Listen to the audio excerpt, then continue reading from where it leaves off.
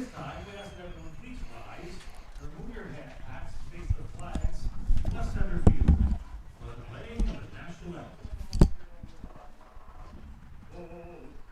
Can you see by the dawn's early light what so proudly we hailed at the twilight's last gleaming, whose broad stripes and bright stars through the perilous fight o'er the ramparts we watched were so gallantly streaming, and the rockets big glared, the bombs bursting in air. It proved through the night that our flag was still there.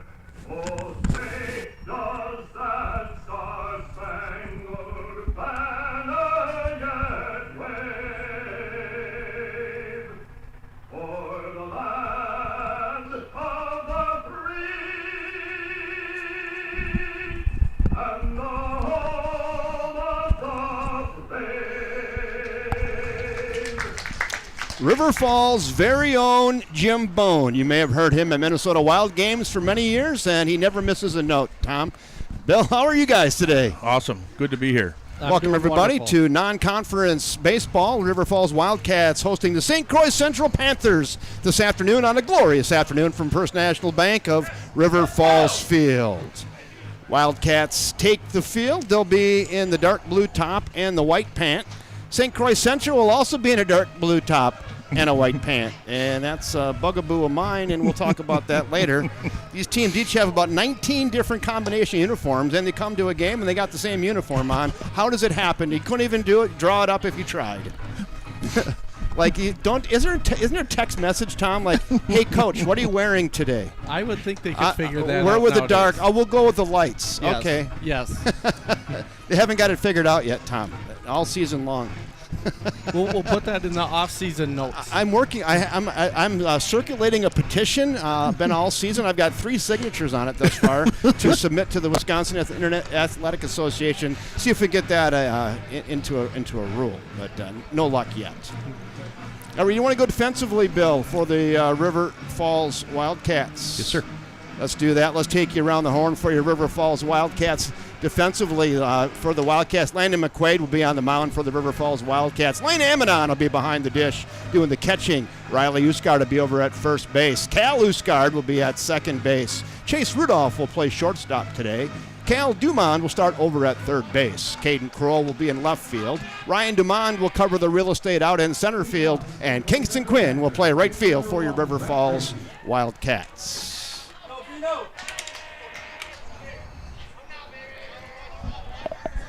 All right, here we go. Leading off, Brett Grace for the St. Croix Central Panthers. Bino McQuaid on the mound. We're underway. Just misses inside, ball 1. Glad you're all here this afternoon. Kevin, Tom, and Bill bringing you the action. Tom's on the Streeters heater meter today, bringing you pitch speeds. Right down Hanson Drive, and it's 1-1. Pitch speed we got there. I'm going to guess that was about, 81? I got 69. Oh, geez, there you go. Had me fooled. Little slide piece on that. 1 ball, the 1-strike pitch. Here it comes. Yacker. That's hit to left field. Left fielder coming in, diving, and can't get it. The ball's down. Sliding into second base with a leadoff double is Brett Grace. He wastes no time. Shoots one out into left. Good effort out there in left field by Caden Kroll. He dives. It goes off the tip of his mitt, and it's a leadoff double for Brett Grace. Hit that well, fellas. He did. Yep. That was a nice play out there by Caden Kroll, but just couldn't quite get it. For a second, I thought he had it. I did too. It bounced just behind him, and Brett Grace is on. So 4 is for our on-field mics. When you hear wind or whatever, you can turn that down. Or you can turn it up if you're feeling it. Now we go to Brecken Poneth. Poneth hits a ground ball to the right side. Step on the bag right over there. Nice job. Riley Usgard fielding his position. But with that, Brett Grace does make it over to third base now with less than 2 outs, and that's really a pretty productive out there for Brecken Poneth. If you're scoring along at home with your number 2 lead pencil and your regular scorebook, that one just simply goes 3U. Now we go to Eli Babler. Looks at a ball down. Actually, I'm going to go keep it right there. Let's keep an eye on Brett Grace over there at third base. The Grace kid. Little jam shot, fouled out of play, and it's 1-1. Yeah, the wind's blowing in. That's a little annoying, so we'll turn that down. Kind of watch the flags. And we don't want to give someone a headache at home. We like to bring it right into your living room, but if it's too windy, then you kind of get a headache. Feel like you're standing in the wind. 1 ball, 1 strike to center fielder Eli Babler. The pitch. Ooh, that's just high. Tommy, how aggressive are they on the base paths? This year they've been really aggressive. We have a couple guys double figures in steals this year. Oh, wow, that's great. The 2-1 swings through that. Now it's 2-2. Hey, Tom, the umpire there didn't get the memo. He told him where not to stand because he's right in the way of the strike zone, but he didn't get the memo. Boy, he's really out there, isn't he? I'll have to send Cole a text later tonight. Yeah. The pitch. That's away. Nice block there behind the dish by Lane Emmerton. It's 3-2. There's that big run at third base for the Panthers from St. Croix Central. Leadoff double for Brett Grace. There he stands. They want to try to get him in, get a ball in play here. Strike 3 looking. And Landon McQuaid, Bino McQuaid paints the corner and gets Eli Babler looking. There's now 2 outs. That's a big out now with that runner at third base. Now we go to Everett Babler, the brother Babler, the catcher. It could be that could be like a boy band. The Brothers Babler. Landon looking pretty good on the mound so far. He's throwing strikes, right? That's what you want the kid to do. What's he topping out at, Tommy, so far? 71. The 0-1.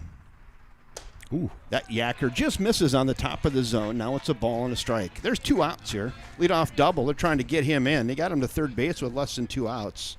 We had a strikeout looking, and the 4-hole hitter, catcher Everett Babler, trying to get the big 2-out hit.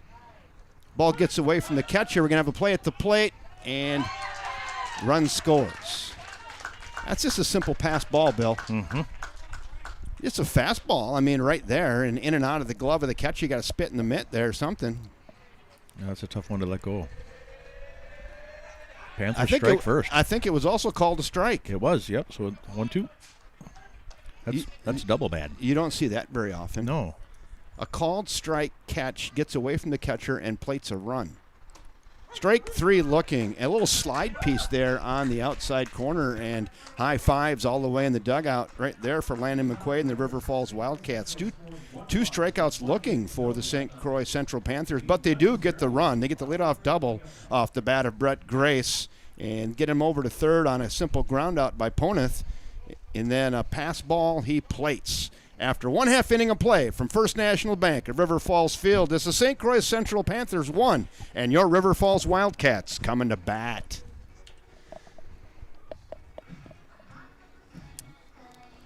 What do you think, Tom? What do you think of the setup up here?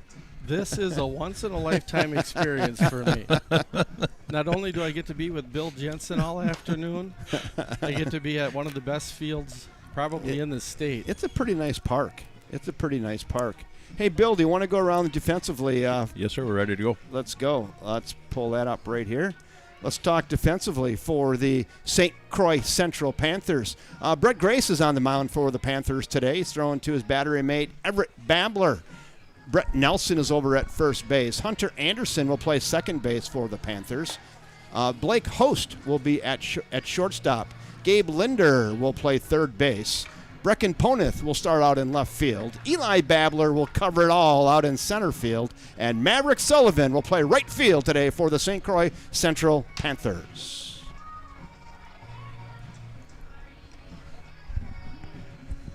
Thank you, Bill Jensen. See, all of that scoreboard stuff gets done from Billy Jensen. He's here 90 minutes early to pull that together for you. I'm not even kidding. So hope you appreciate it. I'm going to find the clap emojis on the chat section. Give them a clap, clap, clap. Due up for the Wildcats here in the bottom of inning 1. Chase Rudolph, Cal Usgard, and Landon McQuaid. Rudolph, Usgard, McQuaid. Then we'll go Pankinen, Dumont, Amadon. Then Kroll, Usgard, and Quinn. What a beautiful day for baseball, huh, Kev? There's never a bad one. This one's better than a lot that we've had, though. How about that? That's right.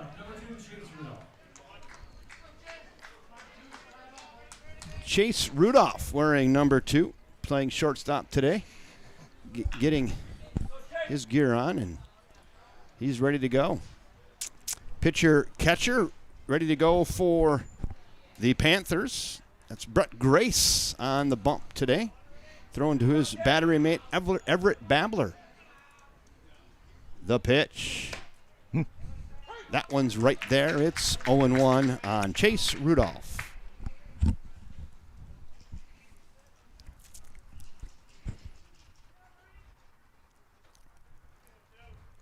Grace rocks, and here he comes. That one was probably 80. 73. Yeah, 73. I'm off a little bit today. You are a little bit. You're a little bit giddy. I'm a little bit over optimistic today. It's good for the kids, though. Yeah, really absolutely. good. The 1-1. Flown up. Center fielder calling it, still tracking back, still going. Wow. And makes the catch. Did Wow. That one carry more than... I carried more than anybody thought, Yeah. including the center fielder.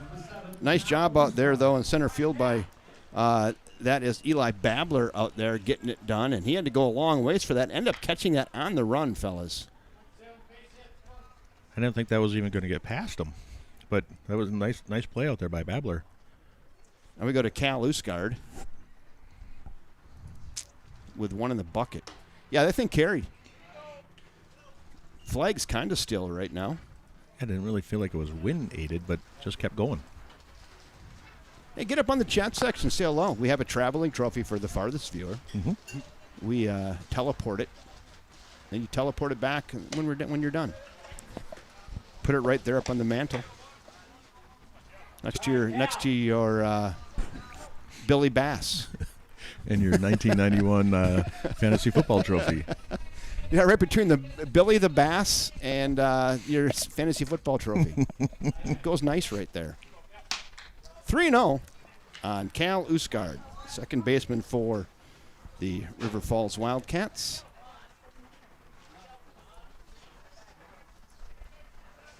Brett Grace rocks, and here he comes. That one's there at the knees. 3-1. Brett Grace is a senior at Central, and he's going to Century College next year, who's playing tomorrow in the... Is that the semis, Brett? Is that semis, Tommy? The 8 teams make it to the World Series. Little shot to the right side, and that's through. Cal Usgard with a little Oppo tacos here in the early going. Why not serve him up, get himself a base knock for Cal Usgard. Takes that pitch the other way and gets himself a one-out single, and now we go to Landon McQuaid. John Fry, he liked the trophy reference. He's on the chat section. Welcome aboard, John.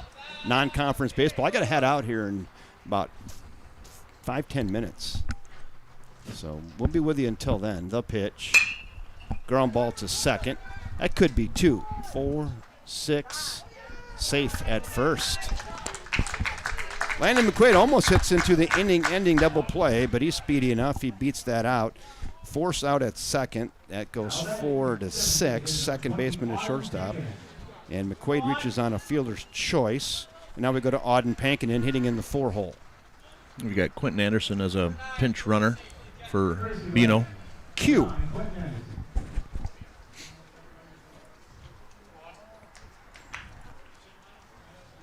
Auden Pankinen in now. Let's see if the Wildcats try to get that runner in motion here with 2 in the bucket. Might want to try to get him to second, get him in scoring position. Let's see how they're feeling about that.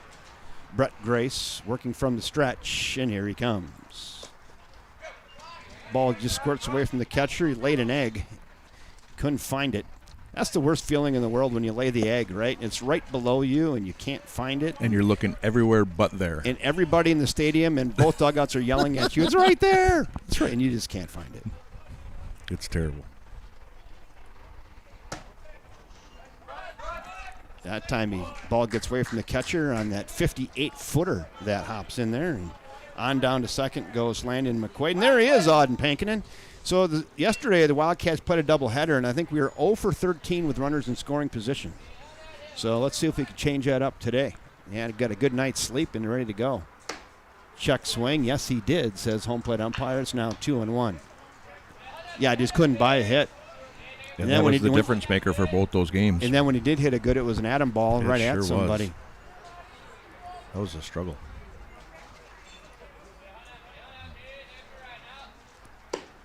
The one that sticks out to me, Bill, is that when he had a runner at first base with nobody out, leadoff single, and then they go hit and run, and the batter hits behind the runner just like you're supposed to, but the ball hangs up in the air right at the right fielder, line out, throw back to first, double play. Oh, that was just a killer. That was, and that's when you know it's not your day. That was it. And Auden Pankinen with a free pass, and there's 2 on now for Cal Dumond. Now coming up is third baseman number 25, Cal Dumont. First and second, 2 outs. We go to the third baseman, 5-hole hitter, Cal Dumond.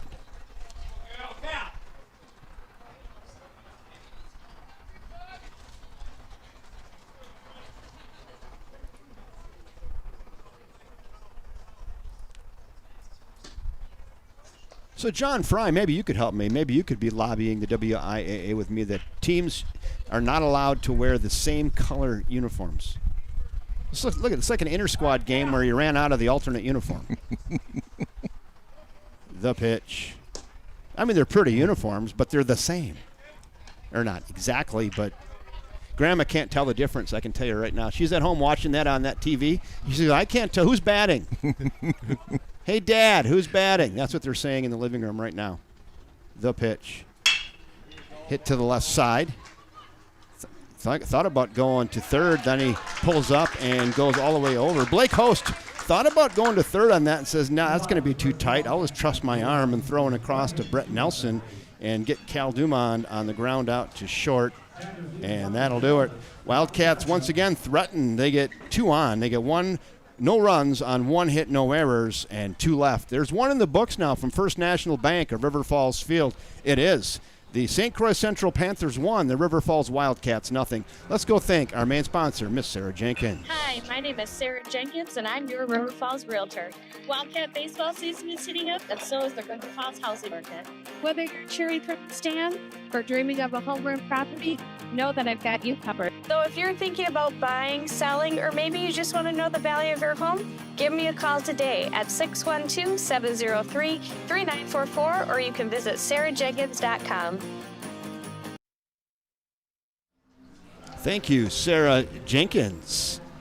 Property Executive Real Estate. She's at 612-703-3944. sarahjenkins.com. I know we're in about game 18 this year, and if you don't have that commercial memorized yet, you're falling behind the rest of the crowd. So let's get that memorized and give Sarah Jenkins a call or check out her website. She's there for all of your buying and selling real estate needs in River Falls and the greater River Falls area. She's a pro.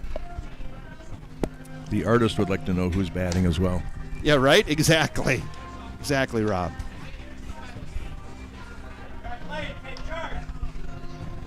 Yeah, who's on first? What's on second? Yeah, Jackie Anderson, she wanted to see Q make it home. We all did. Well, yeah. I'm a little bit torn today, so I'm struggling. Yeah. So these guys here, so Bill is a St. Croix Central grad. Right. So he's a little torn today. I am. Here we go, 5, 6, and 7. Nelson, Sullivan, Linder due up. I love the Wildcats, but I love the Panthers. I just don't know what to do. You don't have to worry because they look the same. As Rob says, I don't know who I'm rooting for. Right. Swings through that. Nice fastball off the arm of McQuaid. It's 1-1. 1 ball, 1 strike. We're in the top of inning 2. It's 1-0. Panthers from St. Croix Central. Just across the river. The pitch. Took a little off of that. Had him out in front. Swings over top of it. It's now 1-2. Landon is definitely one of those pitchers that gets stronger as the innings go on, isn't he? Yeah, he is. That's a good point, Bill. The 1-2. And he throws a 59.5 footer in there. Right on time. And it's 2-2. I have 2-2, Bill. There we go. Yep. Landon McQuaid. They call him Bino. He didn't even answer to Landon, from what I understand. The pitch. Flowing up. Foul. That one is going to reach the seats. That's upper deck material.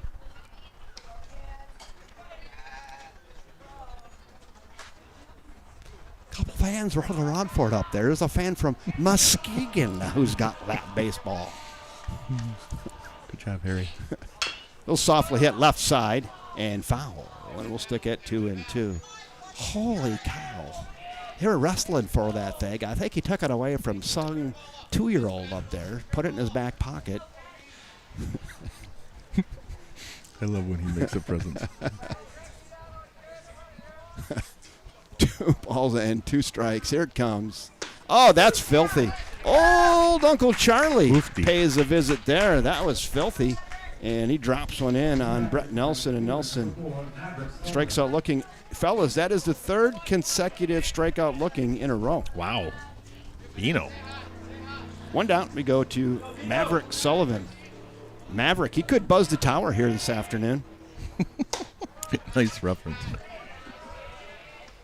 Goose is on deck. Goose is on deck, that's right.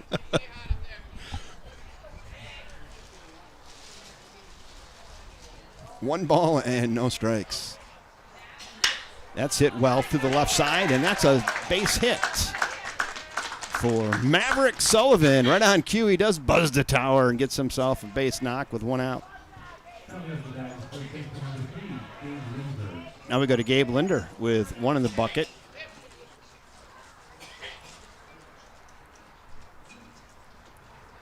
There's your runner at first in a Maverick Sullivan. Does Maverick have a good speed, Tommy? He does not steal much. Line drive. We're going to have to. That's over the head of the shortstop on into left center field. Now it's bobbled, but everybody's going to hold. Just squared that up. Mm-hmm. Gabe Linder hit that right here, Tommy. Got to go right to the, this is the adjective wall. He hit that right on the screws. So if you get a short of thing, use a whole bunch of stuff you can use over here. So we had to write it down because our memories aren't the best. not the best, but there's so many. So I'm going to go to Blake Host. 2 on, 1 out. Fouls that one right straight back to the netting. It's 0-1. We're at the 8th spot in the order. You would know that because Bill Jensen spent a lot of time getting that Blake Host, not that little 8 in parentheses. Hey, that means he's the 8th batter. It's hard to decipher that. It might take you a couple innings. Yep. The pitch. Took some off that. That's nice job there by catcher Lane Amidon. Knocks that down. 2 on for the St. Croix Central Panthers.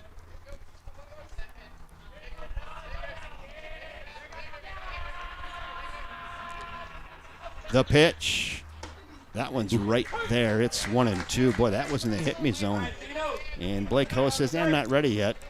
And the shortstop is behind in the count. 1 ball and 2 strikes. There's 2 on and 1 out. Bino McQuaid trying to induce the ground ball. Blake Host trying to knock one in the gap. The pitch. Strike 3 looking. And the 4th strikeout looking. Wow, this game. Bill, we talked a little bit about that yesterday about strikeout looking. We did. It's one of my biggest pet peeves ever. Well, they're getting under your saddle right away. They sure are. Have to self-medicate later with No. some couple Miller Lights, I think.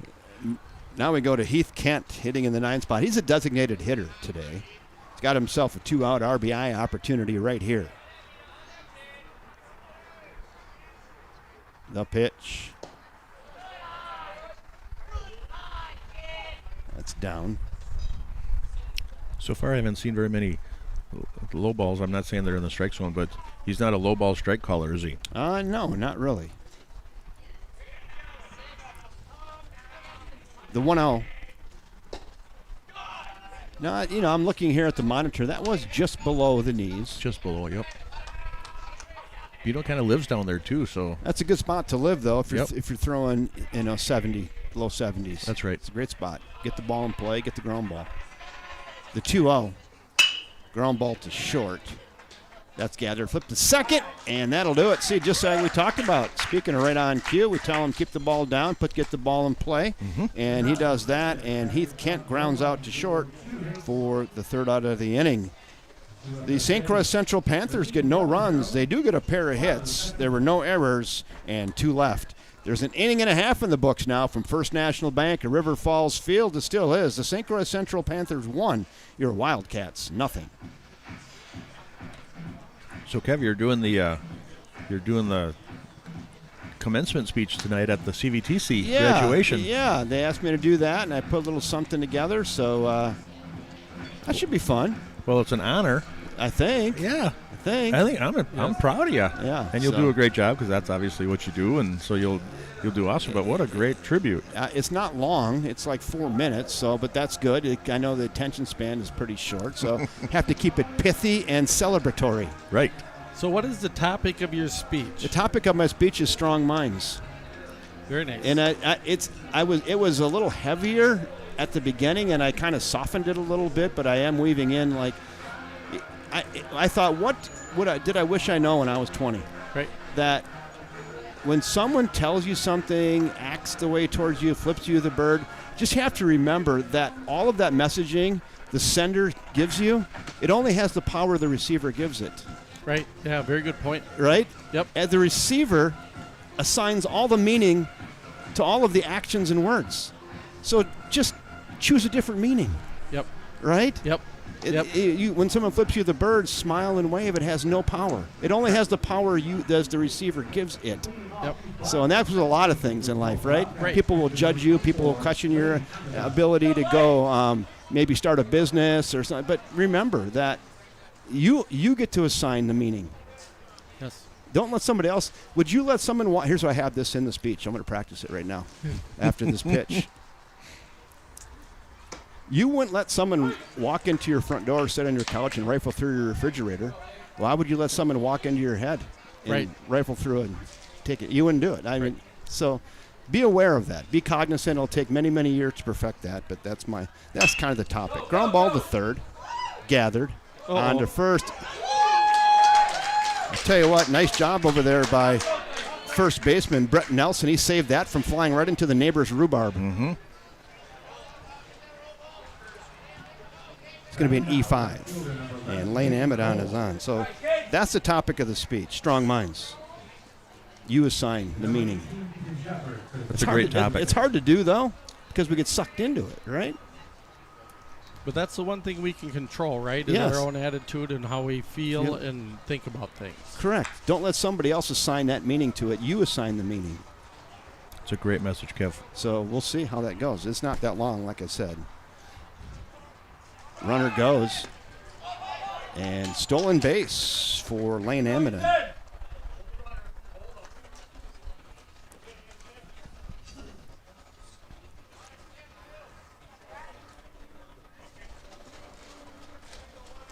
Now that you've already given us a speech, maybe they could just play that, and you could stay here. Shows bunt. He fouls it away. And I would say, too, there are people in life who are definitely victims of circumstances. Like bad things happen to good people. Mm-hmm. But you don't have to be a victim, really. You could choose not to be in some instances. And those are relatively rare if we really actually are honest about it. The victim of circumstances, Yeah. right? People, it's followed back to the screen. I mean, people get sick, that, people get hit by buses. I mean, stuff happens, right? Sure. But because somebody sticks their tongue out at you, that doesn't really mean anything unless you let it mean something.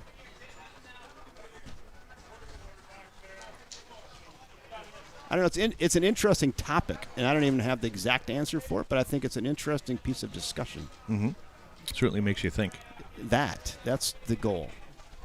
1-2. Because it's pretty easy coming off the lips, too. Like, it's easy to say that, but Right. in reality, boy, we get irked at some things, don't we? For sure. Yeah, like Every Kay is looking. Yeah. 2 balls and 2 strikes on Caden Kroll. That's now 3-2.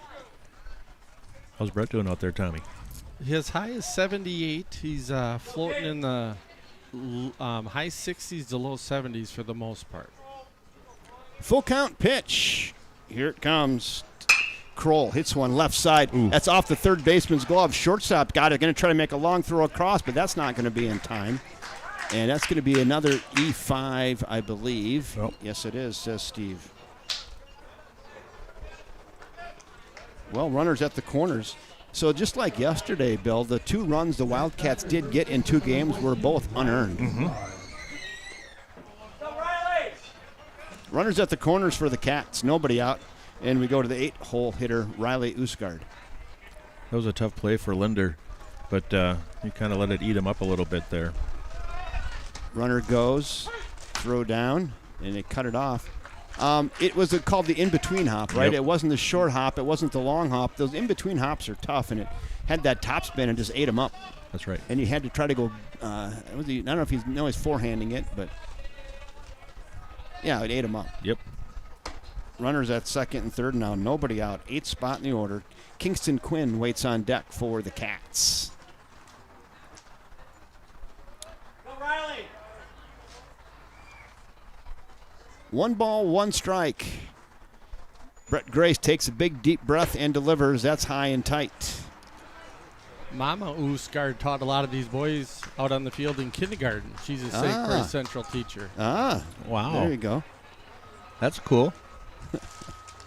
John Fry's irked at the same jerseys. Oh, no, he says, Kevin, you're irked at the same jerseys. That's a very good point, John. That's a very good point. Yeah, there's no need to be. I'm tongue-in-cheek irked. Like it's not wrecking my day irked. It's a fun thing to talk about. It is fun.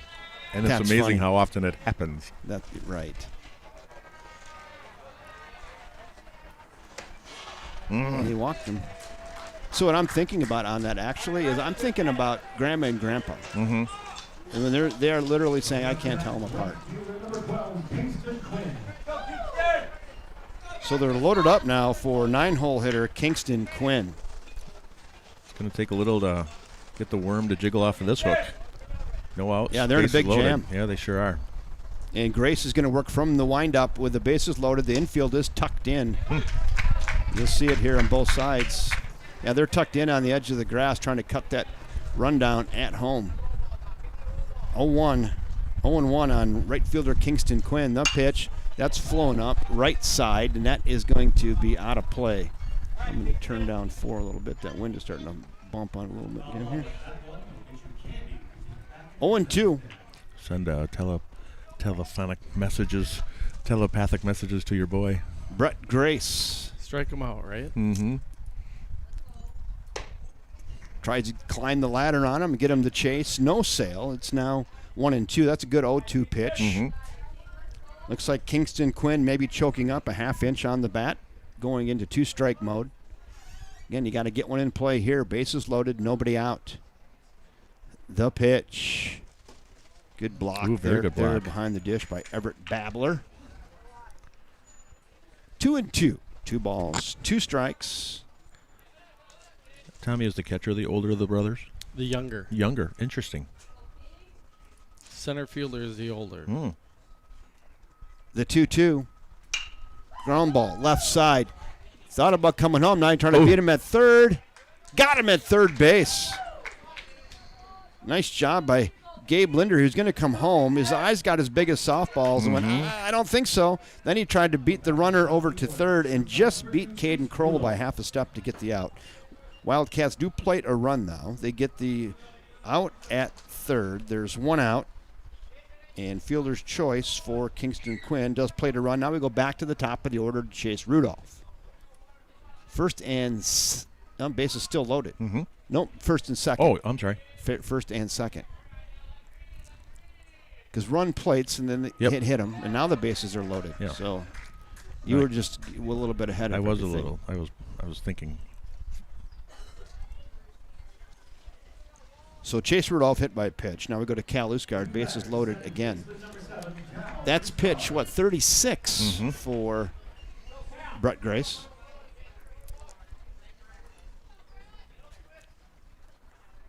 Cal Lusgaard singled his first time up. He's 1 for 1.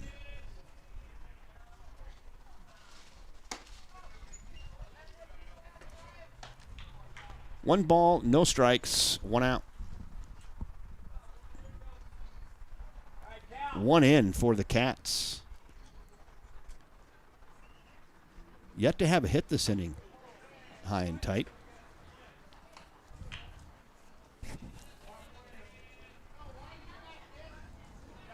The Wildcats are still looking for that elusive hit with runners in scoring position. Yeah, they sure are.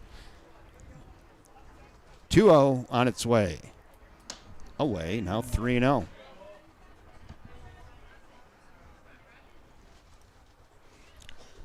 No place to put him, right, Kev? No place to put them.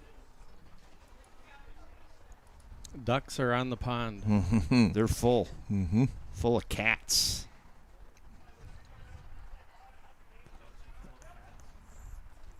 Take here. That's right there. Now 3-1.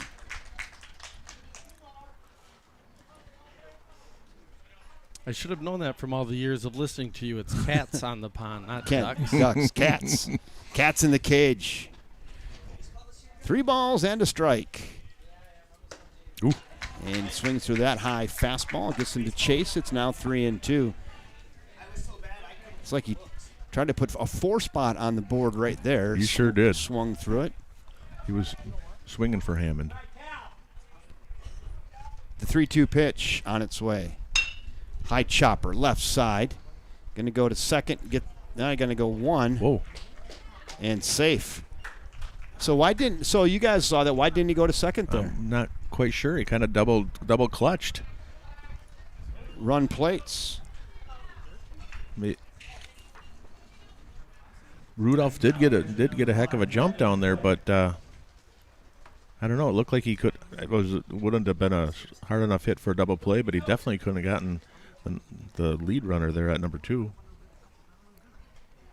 So I don't know. So how did you score that, Steve? I called it an error on the shortstop, but he got the ball stuck in his webbing. Is that what it was? There we go. Thank you. Ball stuck in the webbing. E6. So still no hits this inning. There's been 3 errors. Mm-hmm. Bases are still loaded, and there's 2 in for River Falls.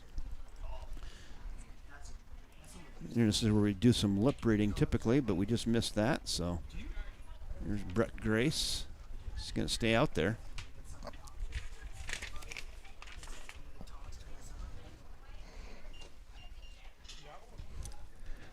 Three errors. That's not how they wanted to have the first couple innings go.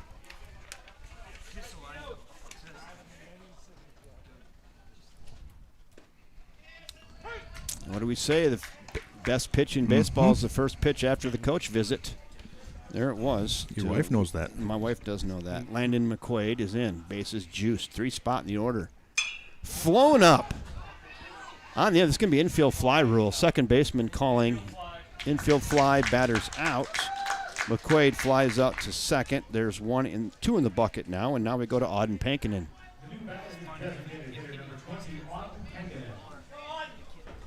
Still the elusive hit, Bill, with runners in scoring position.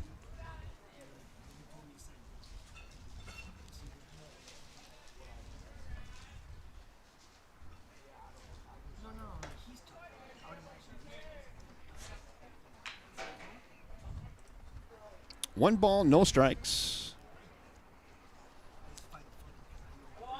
2 in for the Cats. There's been no hits this inning and 3 errors. Ground ball, left side.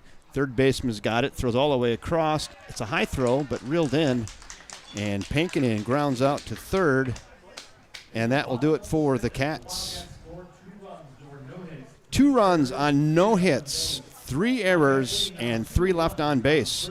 There's 2 complete now from First National Bank at River Falls Field. It's the Wildcats 2, the St. Croix Central Panthers 1. All right, I'm going to set this up because I got to hit the road. So we've got a reliever, and he's coming in from the bullpen.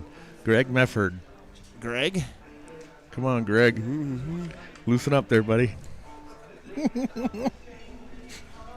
So, Bill, I want you to come over here too, Bill. I'm going to show you this. Oh boy. So, Bill, again, here's the interview button right here. And then you got to hit camera 3. But also, you should hit this right here. Okay, hit that, and then hit the interview. Okay? And then you're like, well, how do I get that off of there? You just go right down to the very last one right there, and it's behind there, and it hit it. So, but yeah, hit Samurai, and then go down and hit interview. And then if you want to move the camera, you got to hit camera 3. Okay? And I'm going to turn it over to Greg. I got to go give a speech, commencement speech, and I'm going to give you the headphones. So again, here, home plate and base shot. There you go. And then this camera right here, you can just move this where you want. Let's keep it simple. There you go. Have fun.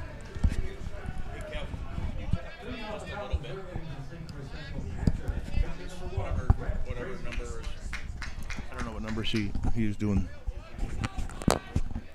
I got a couple texts that he's a little bit. Okay. All right, so we got some pinch hitters here in the booth tonight. Kevin had to take off. Okay. Ooh. All right. There's a short fly ball into right field. Second baseman Cal Usgard was out there calling or working with Kingston Quinn. Okay, thank you. They did make the out. Trying to get caught up here. That was Brett Grace that popped up. Right, Tommy? Yes, sir.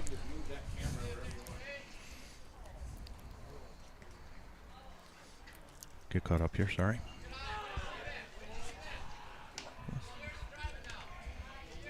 All right, so we got, Thank you. is it Poneth? Brecken Poneth. Brecken Poneth. 1 ball and 1 strike.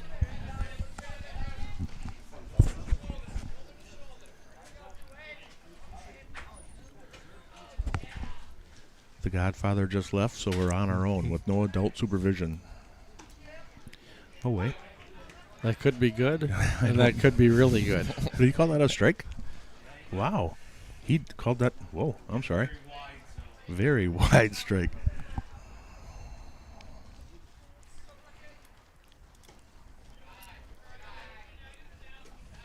That one was away, so now we're 2-2 to Brecken Poneth. Landon McQuaid on the mound has 37 pitches so far. Is he in the low 70s, Tommy? Yes, he is. Bouncer back to the pitcher. Over to 1. Nice play by Landon McQuaid. Good job, Bino. Seems like a pretty simple play, but never is one just a comebacker like that. They always say pitchers are athletes too, right? That's right. Oftentimes some of the best athletes. Correct. How you doing over there, Greg? I'm good. Thanks for having me. Anything to say? Any wisdom so far? Not yet, except the hitter struck out looking last time. So see if he improved in the dugout, watching the pitcher and finding out what his arsenal is. Awesome. Starts out with a strike, 0-1, 2 down, top of the 3rd. Ooh.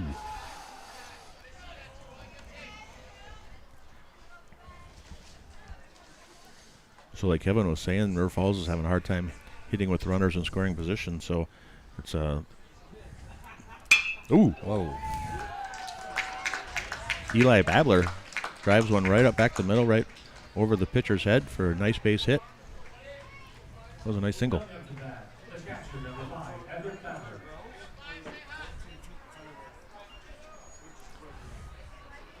We have Everett Babler, who's the younger of the 2 brothers. Was a 2-out single. Having a hard time following his strike zone a little bit. We must have a bad angle. We must. And the video lies too. Whoops. Sorry, Kev. Jeepers. Make-up call. Yep, good call. 1-1. Everett Babler. He's sitting in the 5 spot.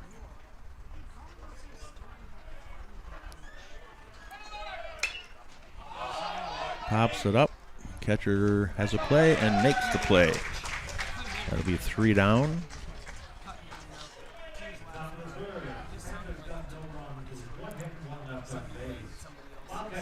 One hit, 1 left on base.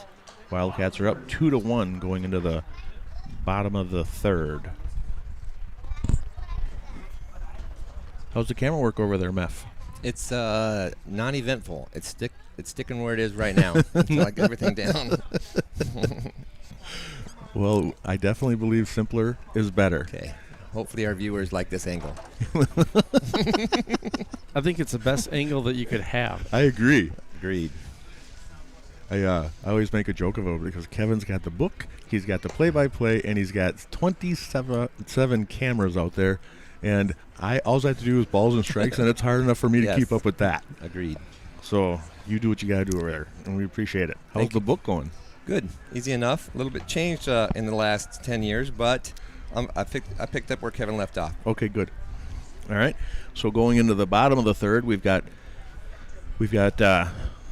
5, 6, and 7. We've got Cal Duman, Lane Amidon, and Caden Crow due up. Brett Grace is on the mound. We've got him at 45 pitches. You have 45, Steve? New pitcher. New what? Oh, did you know that? New pitcher? Same pitcher. Same pitcher. No, it's number 1. Yeah, it was the number 1. Whew, I was like, wait, looks like Brett out there. He's number 1 on the jersey and in my heart. He is. Don't tell your other kids that. She's number 1 also.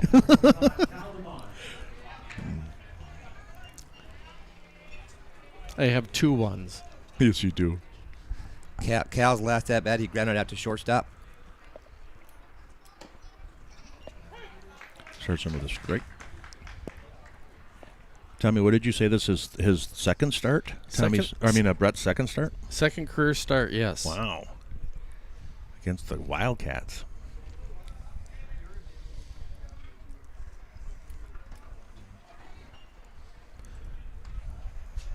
A little bit short there. 1-on-1 to Cal Duman.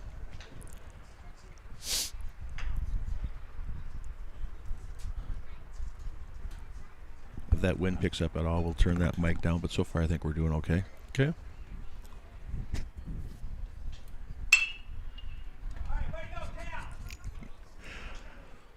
Ooh. Ooh. It was a little bit of a line drive over to the second baseman. Threw it to first and kind of bobbled it. He bobbled it over. Did he bobble that? Hunter Anderson? Yeah, Hunter bobbled it a little bit, and I don't know if he pulled Brett off the bag at first. He kind of looked like he bobbled it a little bit too. Yeah. Did you give that as a hit, Steve? Error on E4. E4. That's the Panthers' 4th error of the game. Now we have Lane Amidon at the plate with 1 strike. Guy on first. Steal going to second to third. Ooh. Linder short hops the first baseman. Ball goes into the Toolies. That'll be an error on E5. Runner goes to third. We now have runners on the corners. At first base, number 18, Ethan Jeffers. The new batter is left fielder number 11, Caden Crow. Ethan Jeffers is pinch running. We have Caden Kroll at the plate. We have our YouTube wonderful legion of loyal listeners, and the best advice they have is, please don't put it in the ditch this time. So, thanks for reminding me. That's a common theme today. Stay out of the ditch. I had controls for about 5 minutes once, and she went downhill quick.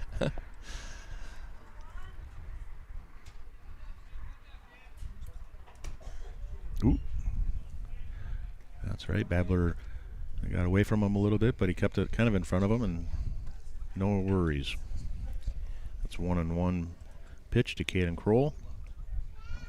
Runners on second and third. No outs. Wildcats are up 2-1. The only number that's on the scoreboard that's a little bit scary is the Panthers have 5 errors so far going here in the 3rd inning. That's a lot of errors. Uncharacteristic, Tommy? It is. They usually play really good defense. It's a big arena. We do have a couple guys that are switching out just with, with Brett pitching. He usually plays short. Gotcha.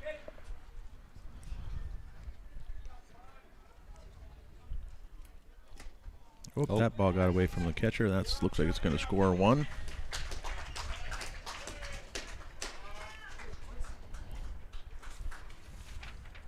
Both runners advance.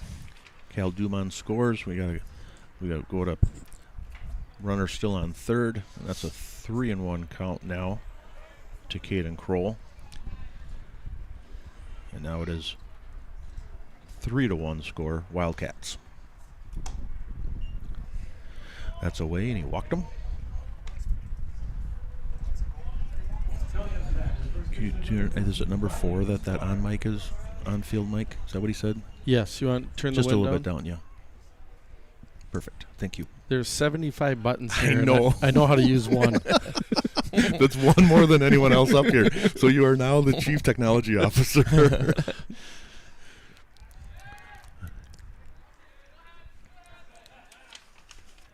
All right, we've got runners on 1st and 2nd. Riley Usgard is up to bat. Riley Usgard is a 2-time Miyagi Warrior of the Game recipient, which is a heck of a tribute to him and what a great teammate he is. Runner steals. The ball gets past him. And Ethan Jeffers will score.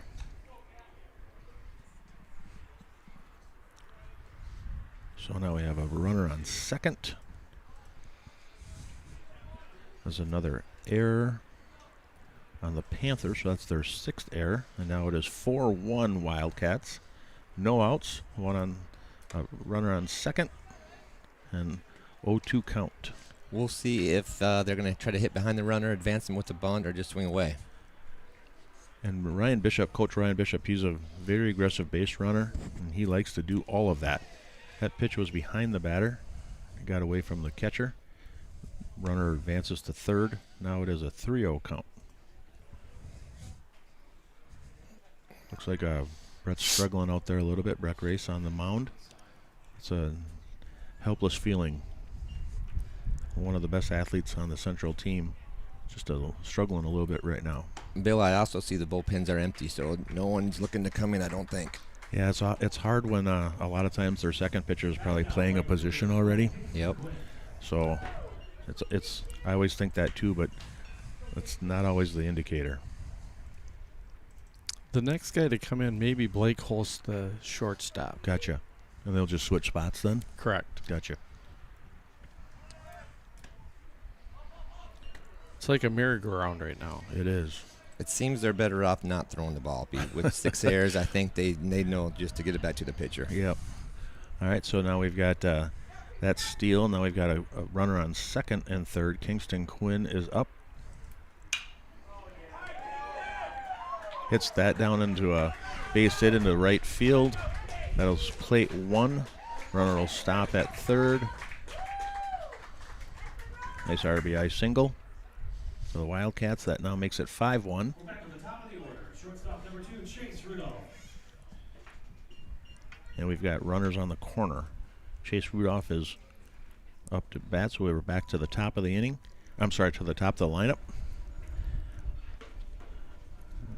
Panthers manager is coming out and taking the ball from Brett Grace.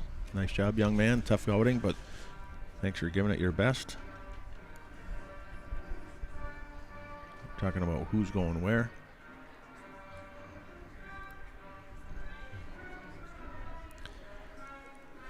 Hey, Meph, is that only their second? I can't see that scoreboard very well. Is that only the Wildcats' second hit? Give me a second, Bill. That's what I see on the scoreboard. Gotcha. So, Wildcats have scored 2 with 2 hits. Obviously, 6 Panther errors have helped their run total. And so now we have Yes. Is that Blake Host out there? Blake Host, yes. So Blake Host is now the pitcher, and it looks like Brett Grace will go to shortstop. Blake's a freshman. He's had a really nice season. Wow. Down on the JV this year. Huh. So he was he's coming in to relieve, but he was playing shortstop as a freshman. Yes. That's impressive. I think it sounds better than it looks when you tell somebody you threw a 2-hitter. But you're down 5-1. We don't have to mention that part. What did Kevin say? Was it strong minds? Yes, right. You don't have to let anyone get into your kitchen. Yep. Remember the 2 hits, don't remember the rest. That's all that matters.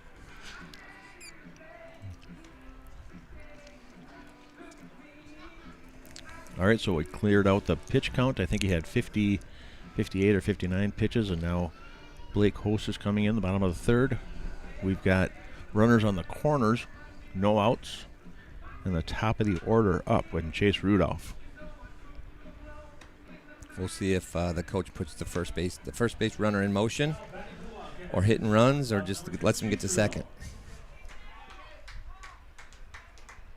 I'm still trying to pick up Bishop's signs, but so far I haven't been able to do that.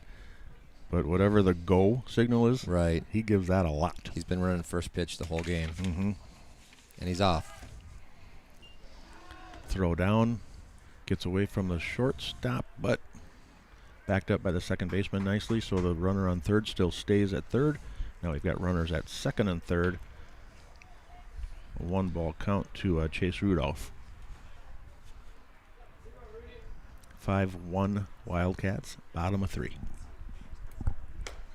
Ooh.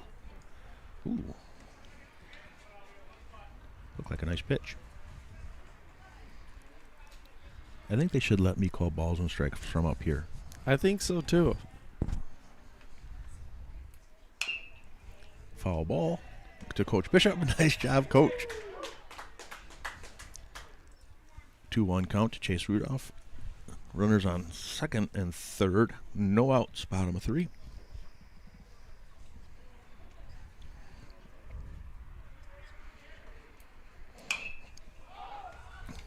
Popped up to the first base side. Ooh, just kind of ran out of room. Just ran into the dugout fence and got beyond him. So that'll be a strike, so it's 2-2. What has Chase Rudolph done so far, Meph? He flew out to center, and he was hit by pitch. Ah, thank you. Mm-hmm. You're doing a great job over there. Trying.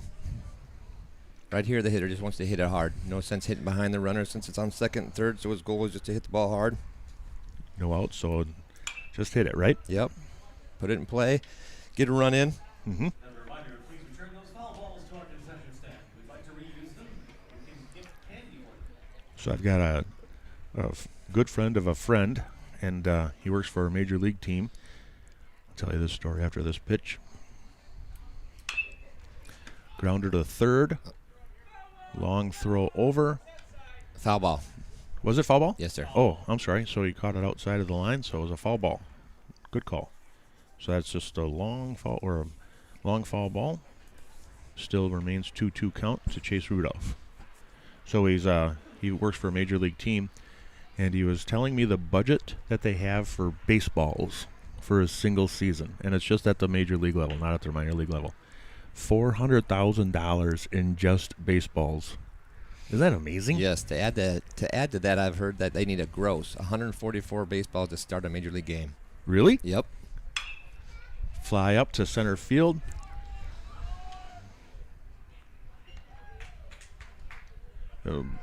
Long enough to tag, or for Riley Usgard to tag and score, and the guy on second goes over the third. So it does play to run, gets 1 out. It's a big out, probably a relief. Wildcats score 1 more. And now we have runner on third, and Cal Usgard is up to bat. Kale has grounded out and got on the air. Ah, gotcha. Thank you. Third time through the inning, or through the lineup, but obviously we have a new pitcher in Blake Host. He's doing a nice job so far. Getting back to that, Bill, yes, 144 baseballs needed to start a Major League game. Wow. I think we had 4 baseballs when I was a senior. And I don't think that counts BP before the game. Oh, man. And how many of those go out of the park? Right. Got a 3-0 count here to Cal Usgard. Guy on third, 1 out.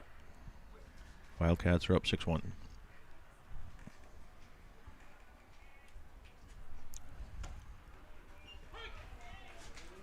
Catches that one for, that was a complete take right for Cal Usgard. He just wasn't swinging on 3-0. Correct. Although the lead isn't that big that they wouldn't beat him. Yeah. Ooh, did that hit him? Yep. That Blake Host hit Cal Usgard. I think he was looking for a bender to bend it and didn't bend. And so now we've got runners on the corners. 1 out. We got Bino Landon McQuaid, whose older brother was an absolute stud last year for the Wildcats and is now playing at Concordia St. Paul. He was up yesterday in the booth for a while and really enjoyed the conversation with him. And Bino McQuaid hitting in the 3 spot. Ooh. Oh. My goodness. Did he get underneath that tag? Yeah, the ball arrived first, but he did a swipe a swipe steal and got his arm in there. Huh. So the Usgard to second on the steal. From here, it looked like a really close play, but obviously that's from all the way over here. 1-1 to McQuaid. Bino's dad is Brian McQuaid, the original gangster. He was in the booth last year. It was a lot of fun to listen to.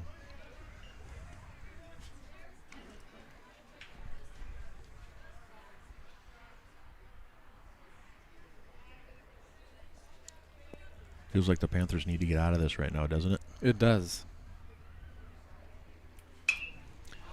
Foul ball. 2-2 count. Blake Host is a little bit slower pitcher. He's got a little bit more of a methodical kind of approach. Brett's a pretty fast pitcher. Yes. Yep. Blake taking his time a little bit more. 2-2 count. A little bit high. It's whatever Trevor Bauer says to do. How could you go wrong?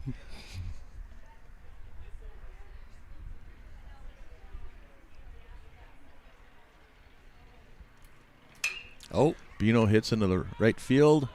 It's going to drop for a base hit. It'll score 1. Bishop holds Usgard at third, I mean. And on the throw, gets into second base, so it's a base hit for Bino. Turns it into a double. We got runners on second and third still. 1 out. And this Bill will complete the whole lineup. This guy's the 9 hole for the inning. Oofty. Pankinen, who's a commit to Nebraska next year. Your neck of the woods, Meth. Yes, sir. Number 20, huh? Yep. He's a heck of a pitcher. Has a absolute stud for an arm. Throws in the low to mid 90s.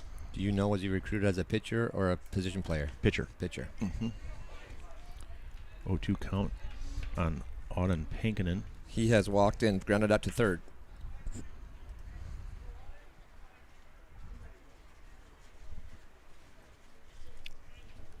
One out. Line drive or little roller back to second. Ooh. Ooh. Ooh. Oh, he dropped the ball. Oh. So a roller to short, throws it to first to get the out. The run will score, and then Bino, who was on second, goes to third. It was really good base running. It was a good throw. It looked like it would have been out if he had caught it. Would you agree with that, Meth? Yes. Yes, he definitely would have been out. He got a bad jump, but yeah. But now it's 8-1. Wildcats over the Panthers. Cal Dumont fouls it away. This is Cal's second time up this inning. They've batted around. Yep. That's never a good feeling, is it? No, not when you're playing defense. Yeah, good offense. point. The Cats are very happy right now. Right. Aren't they both from the Cat family? Foul ball to the first base line. We'll do that one again. The battle of the felines, right? Yes, exactly. So far, the Wildcats are getting the best of them.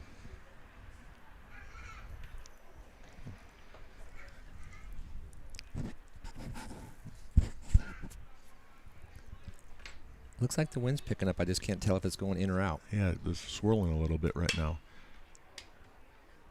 Well hit to center. Well hit the center. Looks like he's under it, camped under it. He's going to make the play.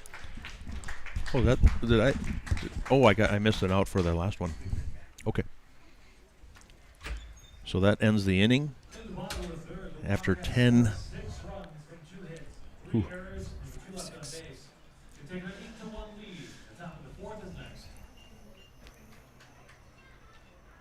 So the Wildcats go into the fourth with an 8-1 lead.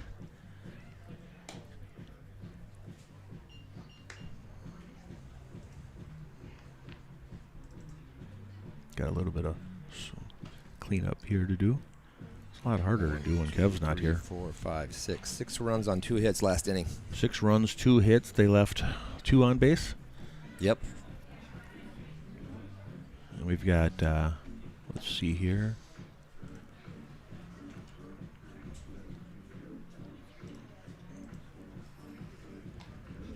We got Wildcats with 3 hits, 8 runs. Panthers have 4 hits with 1 run, but they also have a not a fun number up in the errors section, and that's 6 errors through the game so far.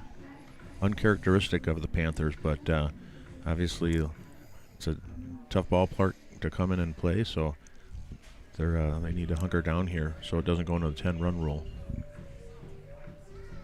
Leading off the top of the 4th inning for the St. Croix Central Panthers, first baseman number 41, Brett Nelson.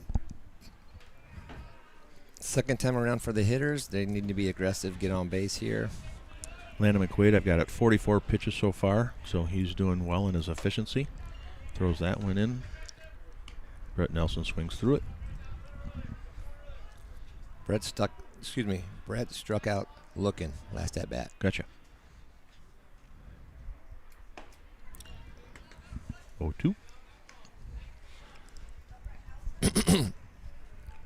We got Jen Rivard listening in and listening from Las Vegas. That's the Big Cats mom in Brooksy Rivard.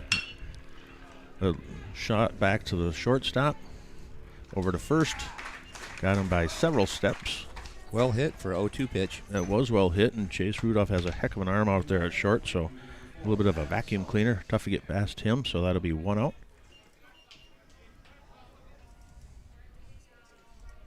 Next up is Maverick Sullivan. Singled last time. Gotcha.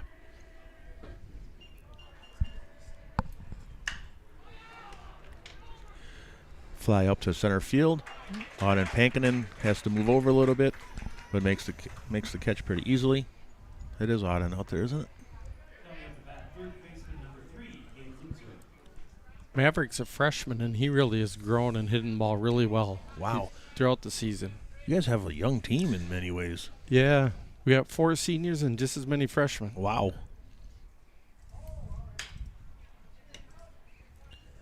Now we have Gabe Linder. Fouls that one back. 2 outs. Landon McQuaid is doing a nice job cleaning up here in the top of the 4th.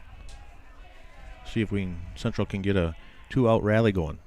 Agreed. Gabe singled last time. See if he can do it again. 1-1.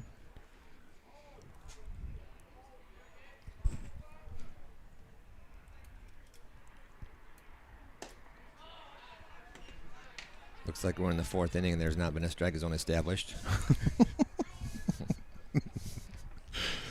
That was Greg Mefford who said that.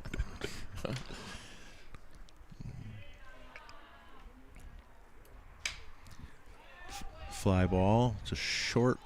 In the shallow- sun. In the sun. Ooh, nice job. Cal Usgard goes out to grab that. It was in short right field. Played well.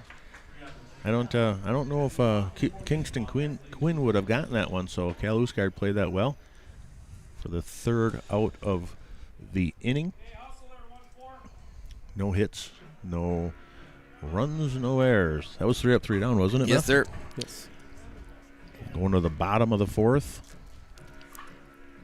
Wildcats are up 8-1. Blake Host is coming back out onto the mound. He's only pitched 23 pitches, so he's doing really, really well there. And see how he inherited a few runners last time, so now he's got clean bases. See how he does from the get-go. Is the pitcher who's now playing short a senior? He is. He is. Is he going anywhere? Century College. That's the Century guy? That's Tommy's son. Right on. Oh, good for you, Tom. Thank you. He gets all his ability from his mom. That's not true. Well, I'm not saying it's not true, but you were a stud athlete back in the day.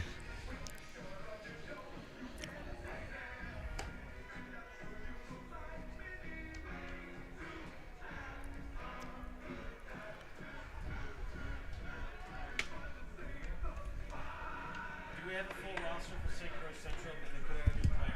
What's that? There's a new player at third base for St. Croix Central, but I don't know. I got the roster. So Okay, gotcha. His name is Thomas Caranda. Thomas Caranda. Do I have him in the... Thomas Caranda. Kuranda. He's playing third base. Leading off the bottom of the fourth inning for the Wildcats. This is number 30, Tommy. Yes.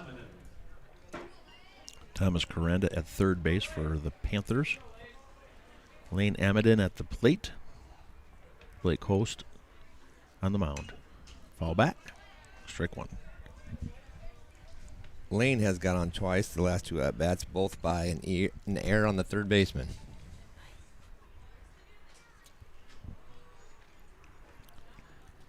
Hence Caranda in there. Yeah, good point. Fly ball over to the right side. First baseman calls it off. 1 out. Now into the game for the Panthers at third base, number 30, Thomas Caranda. The batter for the Wildcats, left fielder number 11, Croix. Caden walked last at-bat. Did he say new batter? No, because he walked last at bat. Yeah. Yep. Caden Kroll, he walked last at-bat. Gotcha. Thanks, Beth. Sure. A little bit short on that one. Ball 1.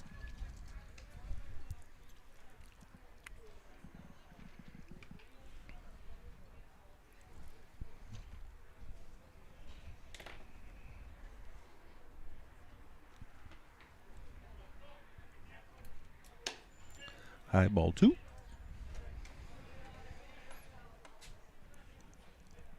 SEC Panthers are typically a pretty energetic team, energetic dugout. It feels a little bit of like a lull over there right now, huh, Tommy? Yeah, we need to start a fire or something in the dugout. Yeah, we need to kick the bat rack, as Kevin will say. Do something. Taking care of business right here on defense will be a good start to that. He walks him. 4 straight pitches. Next up, Now coming up to that is first baseman number Riley 14, Usgard.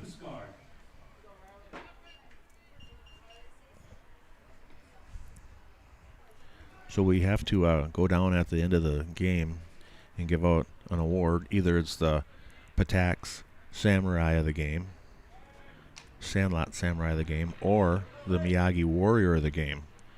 And Steve, I think you should go give out that award. What? I think you should go give that award. Go give what away? The award at the end of the game. Okay, then one of us has to do it. Not it. Meth. I don't think I would know who to give it to right now. Yeah, it'd be a tough one. Mm-hmm. Mm-hmm. You're going to have to help us with the book.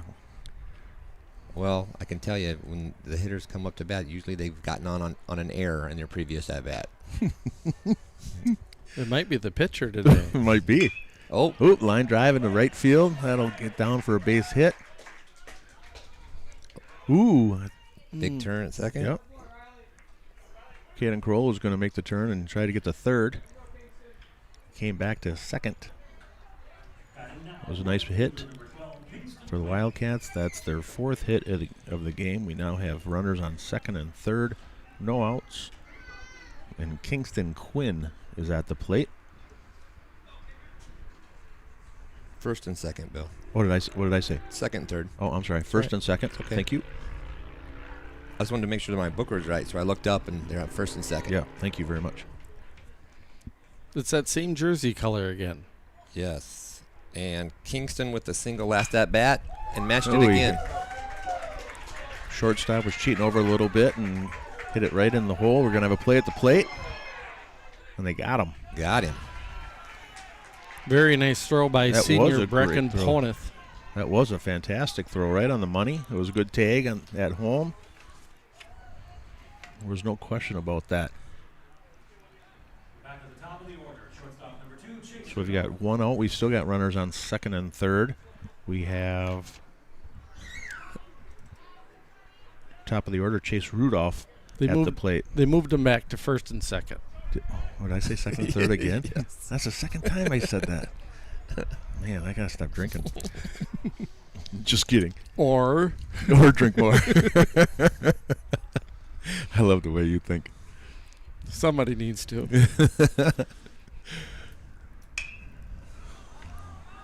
Fouled away. All right, so we have runners on first and second. Finally got that right. 2 outs. Chase Rudolph. 0-1 count. Wildcats. Did they? Yeah, they're still up 8-1. Flowing up right or over by first baseline. Looks like it's going to got to play again. 0-2. Chase likes to hit up the middle. He's flown out to center field twice today already. He yesterday in both games they had a doubleheader, and he hit the ball hard all day. But I don't even if you got to hit it, you only got 1 or 2. But he hit the ball so hard all day. Yeah. And that's one of those unfortunate days, you know. Yeah, his ball's been Real hard. Yeah, it's been there you go Just again. like that. Yep. Over to left field. Another nice play by Brecken Poneth for the 3rd out. Bottom of the 4th, the Wildcats got no runs. There were 2 hits, 2 left on base. They're leading 8-1, the top of the 5th inning next. 2 hits, 2 left on base, no runs. So that was nice to shut them down there, get things kind of centered in here a little bit. So we've got, hold on 1 second here. So the Wildcats have 5 hits, 8 runs. Panthers have 4 hits, 1 run. Top of the 5th. We have a new chucker. We have Ryan Dumond on the count or on the mound. Pitch count for Lane Amidon was 52. I'm sorry, Lana McQuaid was 52. It's time to bring somebody else in, give him a little bit of work here. And that's Ryan Dumond on the mound. Is this top of 5? Yeah. Mm-hmm. Top of 5, and the Panthers have not even been through twice their lineup. Wow. They're a late surging team. They like to eye the opponent up the first several innings. 8-hole hitter is leading off this inning. So now we have. Now pitching for the Wildcats, number 4, Ryan Devon. Can you see? Is it number 12 out in center? So Kingston Quinn. Yep, Bill 12. Kingston Quinn goes out to center, and then I can't see who's in right because he was in right, so we moved over to center. Let me see. 11? Inning for the St. Louis Central Panthers. It's shortstop number In right. 11, Blake Post. Correction, he's not the pitcher. And then can you see who's in left? Or when you do see, let me know. Got a few of a little of a merry-go-round here now. Typical for this kind of game. Is that Blake Host up right now? Blake Host is up, yes. Oh, nice. Base hit into right field. It was a really well struck ball. leads off with a hit for the Panthers. That's a nice way to get it going. Batting now, designated hitter number 6, Keith Kent. Heath Kent. You're going to have to help me out because some of the numbers don't match up. Oh. So if I'm I don't know if they're going to pinch hit anybody, but if they do, you'll have to let me know. Yep, I will do that. Please.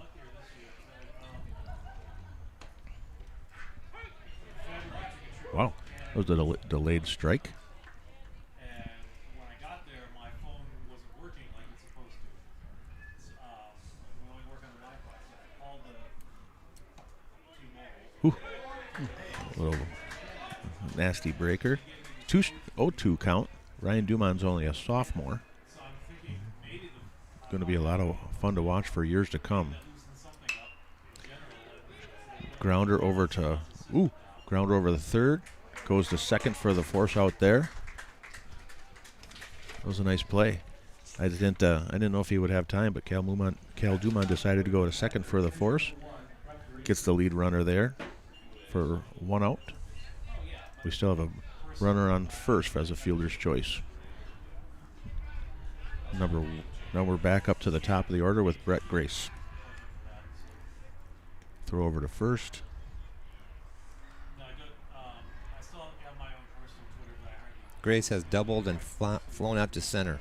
Started the game with a double Yep. and scored. Pitch got away from Lane Amidon. Runner moves on to second.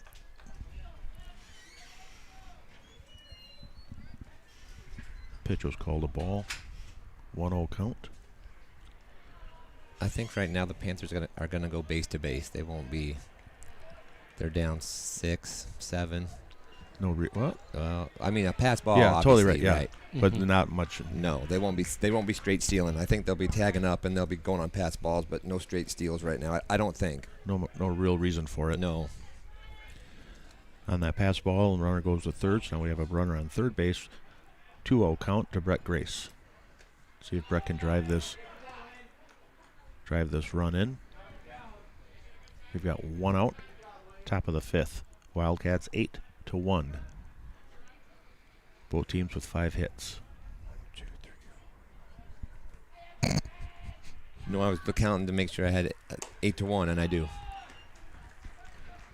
Loses them there, so he goes 4-pitch walk for Brett Grace. Was it a 4-pitch walk? Yes. Yeah, not even close. Some dirt balls. One Yep. got by. So now we've got runners at first and third, 1 out, and Brecken Poneth at bat. Pops up to the right side, foul territory, makes a nice catch. That was Cal Usgard who ran over there. That's his second nice play like that, kind of into the sun and running into foul territory. Nice job, Cal. He covers a lot of the ground at He second does. base. Yep. Center fielder number 21, Eli Babler. So that's now 2 outs, and that's a big out. Eli Babler playing center field. Throw down. Ooh. Safe. Gets in Yeah. and underneath there. That runner on third base should be scoring on that. Yeah. If they're gonna that's th- if they're gonna what throw the it coach down. is telling them right now. Mm-hmm. So now we've got runners on second. I'm finally right. Second and third. I'm finally. I knew I'd get her. Just keep saying it.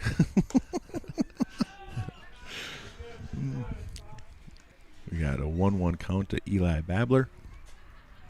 Runners on second and third with 2 outs. Ball.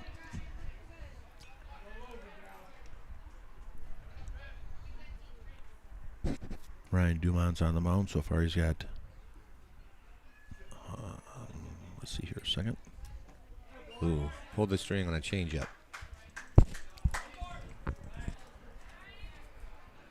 Was a nice pitch, so that's a 2-2 count to Eli Babler. 2 outs. The Panthers really need these 2 runs. Flown up, kind of short center field. Center fielder coming in. It gets underneath him for a base hit. Scores 2. Scores that a hit for the Panthers, so 1 hit, 2 runs. clears the second and the guy who was on second and the guy who was on third. So now we've got a runner on first for a 2-out, 2-run, or 2-out, 2 RBI hit from Eli Babler. So that's a nice way to keep things going here. Ooh. Now his brother drives one down first baseline, but it's foul. That was a nice hit. Yes. I thought the center fielder was going to get that. I can't see for sure, but I still think that's Auden Pankinen out there, but I'm not totally sure about that. Steve, can you see who's in center?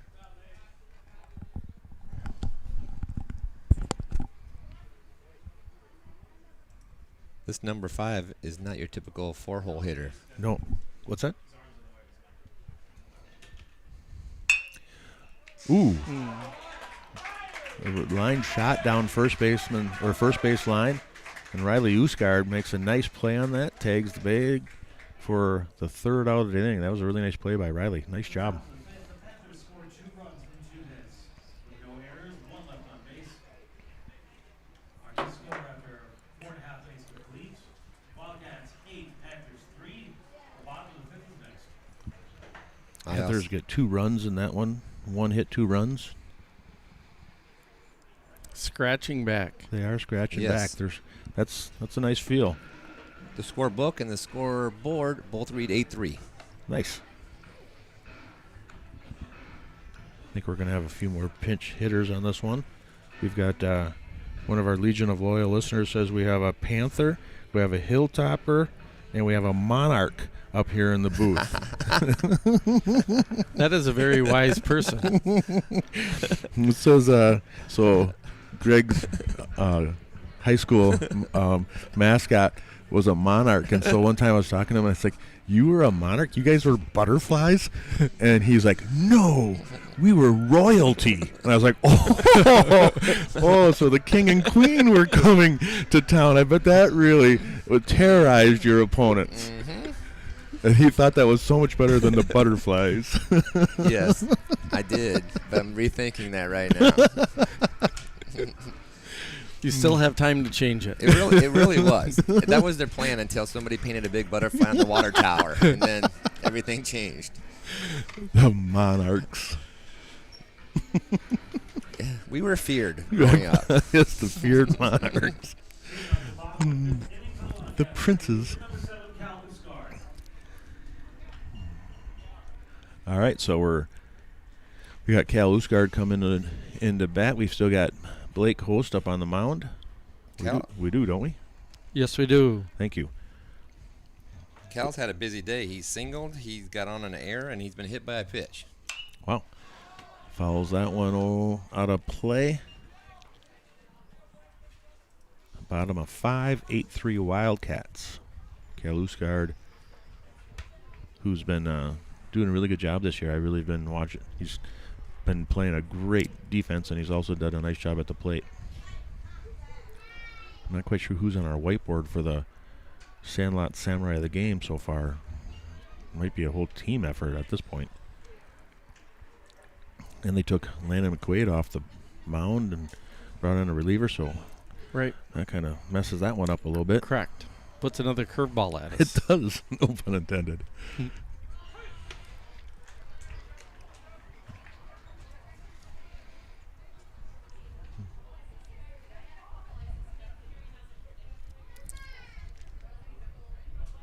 2-1 count to Usgard. High. Ball 3. Or ball 2. 2-2 count. I thought maybe we could bribe Steve into going down to the field and giving out the end of the game award, but he didn't seem like he wanted anything to do with that. Yeah, he didn't hesitate. He didn't. No, he left me no room, no wiggle room. Once he understood the mission, it was no. It was a big fat no. Full count, 3-2 to Cal Usgard. Ooh, Nice. drives that one in down into the right field. Nice hit. Right in front of the right fielder. Well struck ball. It's Wildcat's 6th hit of the game. Man, they've been on base so much you'd think they'd have more than 6 hits. We've got a pinch. We've got a pinch. Well, we've got Quentin Anderson up right now in the 3 spot. He came in to relieve Landon McQuaid, and so he's hitting in his spot as well at the number 3 spot. Catches that low spot there for a strike.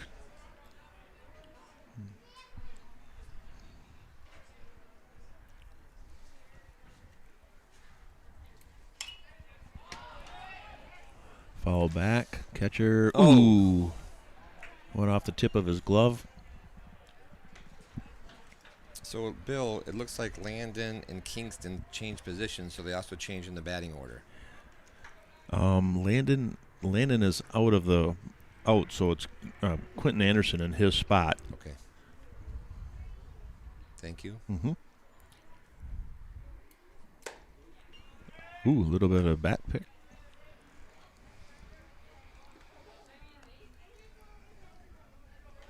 Kalusgaard back safely on first, but it was a throw down, gutsy throw. 1-2 count to Quentin Anderson. No outs, guy on first. A little bit inside, 2-2 count. Remember when Kevin said keep it out of the ditch? I think his scorebook is full of mud. It is 100%. With all these pinch runners and pinch hitters. And You ain't seen nothing yet. Hold on for another couple innings. Little hopper to Brett Grace at shortstop. Flips it over to second base. Wasn't hit well enough for a double play, but he gets the lead out at second for 1 out.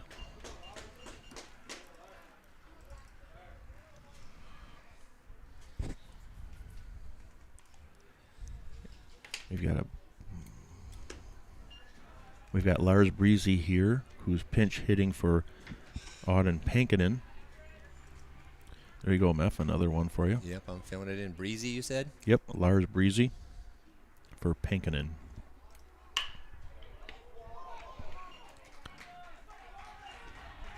I didn't see what just happened there. Line drive to the second baseman. Gotcha. Hunter Anderson, it was either catch it or be hit. And he caught it. And he caught it. Good job. That was a good choice. Nice play, Hunter. Nicely done. Good job, Tommy. Good, you take over the play-by-play. You're really good at it. I'm good for bits and pieces. This is the future. The Cal Dumond up, the future Husker, Bill? No. No? Nope. The future Husker just got pinch hit for. Okay. That's Auden Pankinen.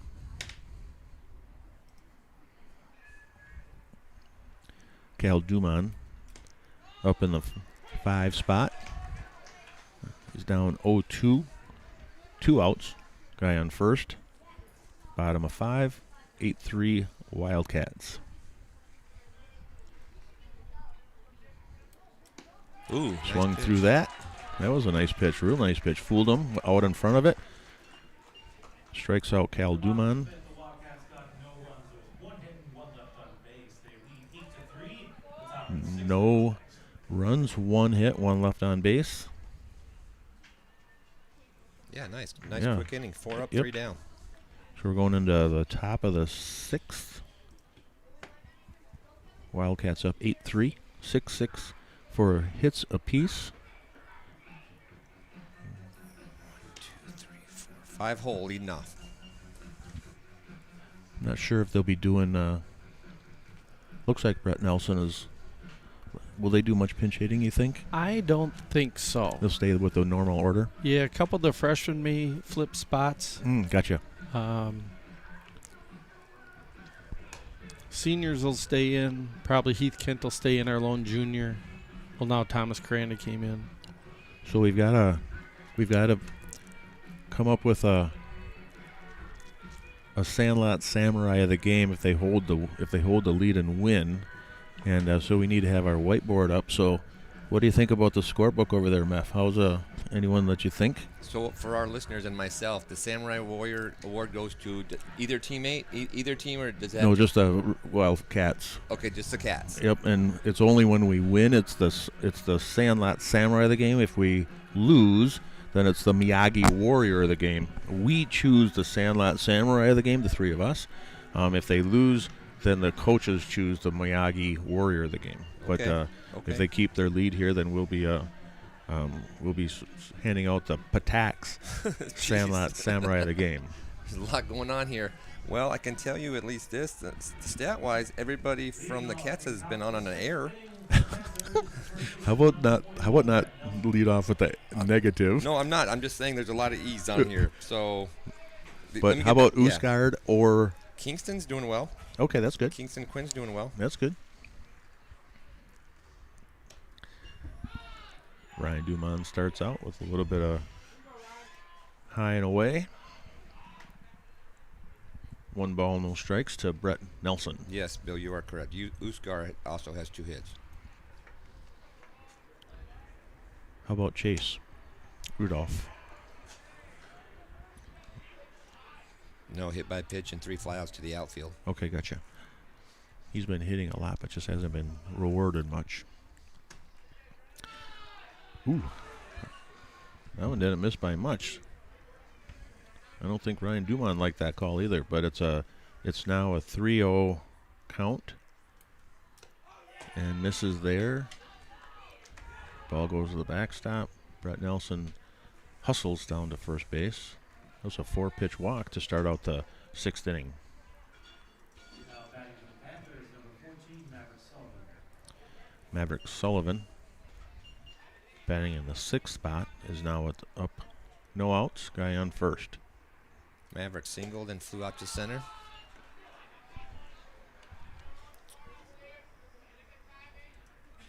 All of a sudden, Ryan Dumont's having a hard time getting the ball over the plate. Ooh, that was a nice pitch. Swung through by Maverick Sullivan. Now it's 1-1. 68 miles an hour. Gotcha.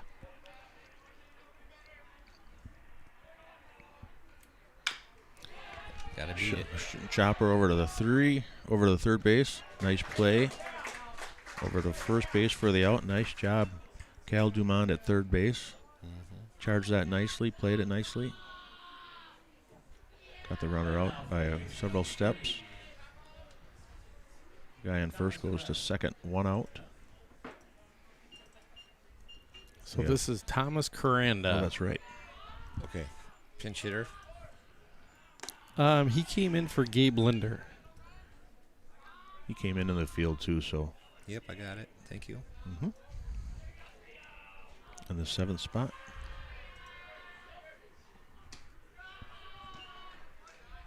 Quickly goes 2-0 to Thomas Coranda. Guy on Nelson's on second base, 1 out for the Panthers. Away. Ryan Dumont's normally a real calm pitcher, but he looks like he's just a little bit frazzled right now. He's having a hard time getting the strikes over the plate.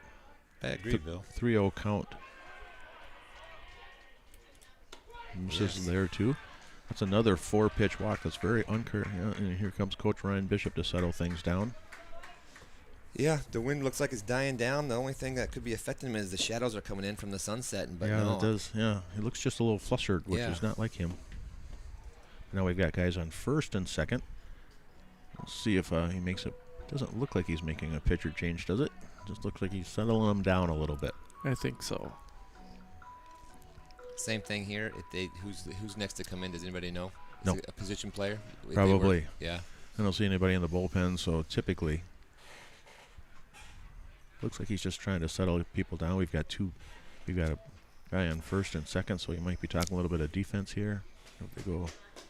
They're probably not stealing right now, though, right? No. No double steal or anything like that. No. Just needed to settle his pitcher down a little bit. Ryan Dumont's a really enjoyable pitcher to watch. He just looked like he got a little flustered there. So. You've been texted. Sorry? You've been texted.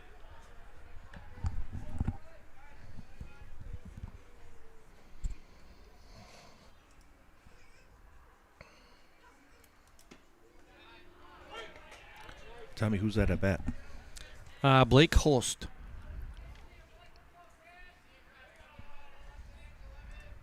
Blake currently 1 for 2 with the single.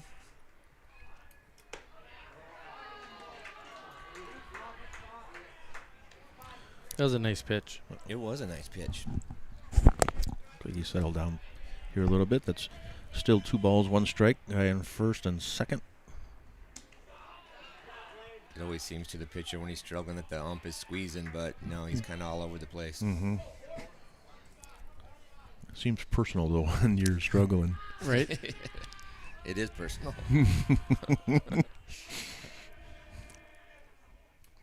Ouch. That one goes in the dirt.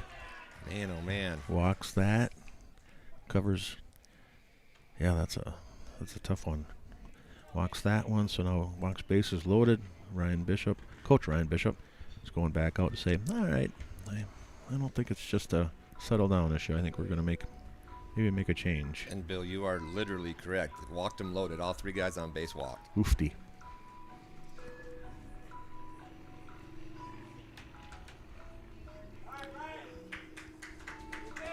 Ryan Dumond comes off the mound.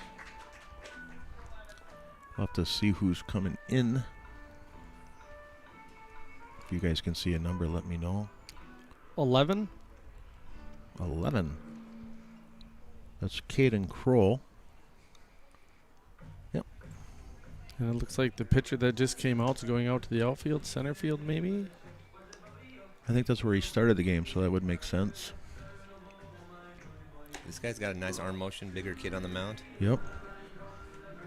Caden Kroll's a junior. He does have nice motion. Mm-hmm. Big frame to grow into. Yeah, this guy could be good. We've got we have 9, 1, 2 up for the next batters. We have bases juiced, 1 out. This is a crucial inning. Yes, it is. And Heath Kent, the next hitter, has reached on a fielder's choice and grounded out to second base. So awesome. He's hitting the ball. Caden Kroll's going to have his work cut out for him. See if the worm can wiggle off the hook here with the bases juiced.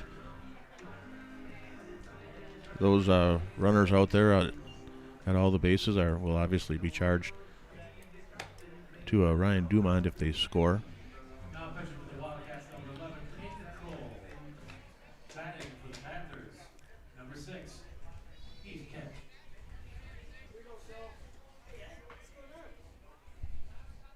Is Heath Kent a senior? He's a junior. Junior. You're a plethora of knowledge. Thank you. You say things I've never heard before. I think that's a thank you.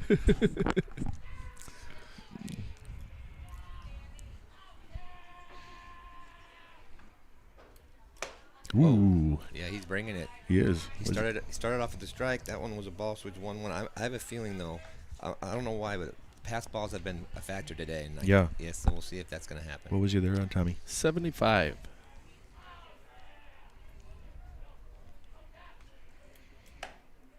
That was well framed by Lane Amidon behind the plate.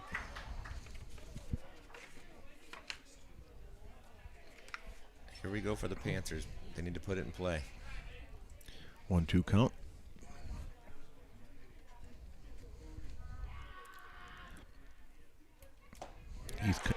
Heath Kent swings through that. Drop ball, but bases are loaded. So that's an out. That's a second out of the inning. It's a big out. That is exactly what you wanted as a coach. Mm-hmm. Bring your guy in to relieve your pitcher and get a K. Now we have Brett Grace. Senior Brett Grace. Bases loaded, 2 outs. Top of the 6th. Caden Kroll throwing. Come on, Brett. Oh! Hits one through the gap between the second and third baseman. That scores 1. Nice base hit by Brett Grace. That's a clutch hit. You can cheer, Tommy. Nice hit, Brett. Very nice hit. Nice hit, nice run. 2 outs still, and the bases are still juiced. Now we have Brecken Poneth up to bat here in the number 2 spot. 2 outs, bases loaded. 8-4 Wildcats here in the top of the 6th.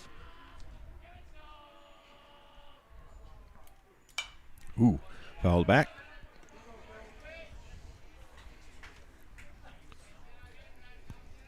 Yeah, the Panthers won't go away. Nope. 8-4. That's what you want from them, right, Tommy? That's right. Show a little fight. Mm-hmm. If they want to stay in this, they got to score some runs here. Yeah, this is a perfect opportunity. 2 outs. We'll see if they can get another clutch hit with 2 outs, just like Grace just got. That was a nice hit. That sun could be a factor too, depending on a few things. Ooh, nice job behind the plate. Lane Amidon got big. Anything behind him is going to score a run for sure. For sure. Big backstop here. Mm-hmm. 1-1 count to Poneth.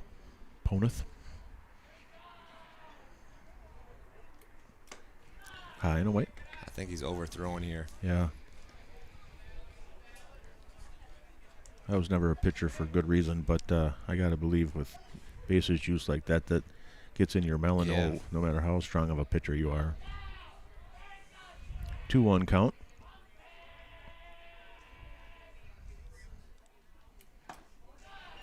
Inside.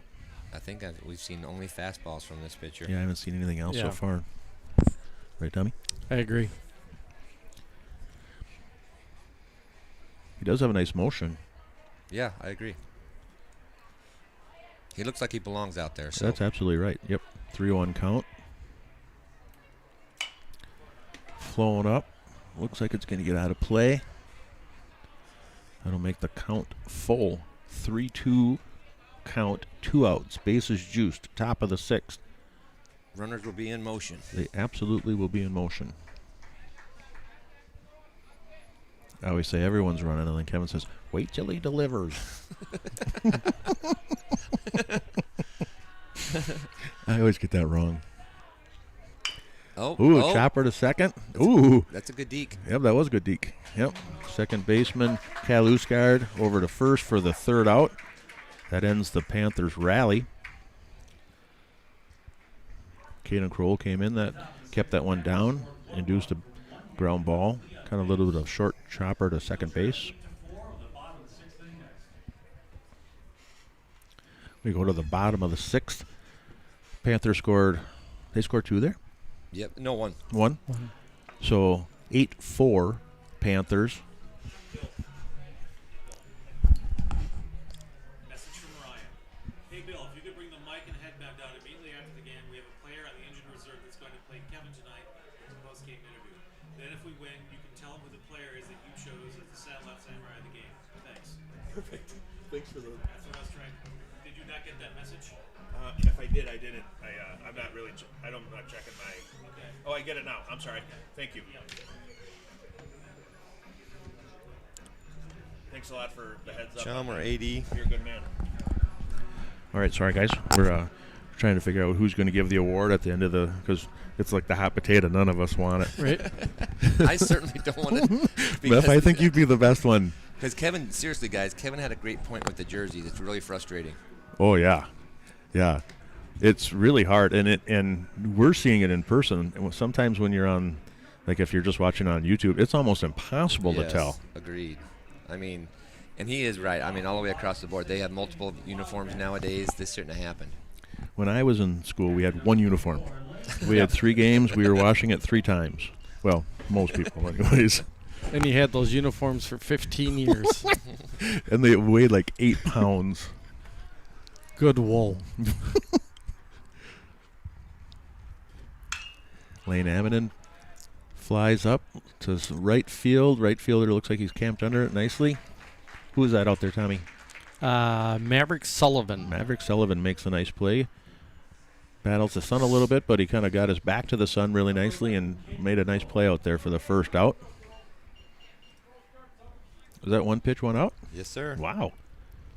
That's the way you do it. That is the way you do it. I guess this is easy. This game has been a tale of 2 halves. Yeah, you're totally right.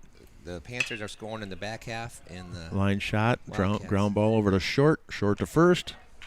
Got him. 2 pitches, 2 outs. 2 pitches, 2 outs. Man. You're totally right, Meph, about the Tale of two cities. Yeah, 2 halves. All the runs for the Wildcats on the first 3, and all the runs besides the leadoff. Yeah, But yep, the first one. Yep. So we got 2 outs here. Riley Usgard. Blake Host is doing a great job out there. He settled in nicely, hasn't he, Tom? Yes. Oof.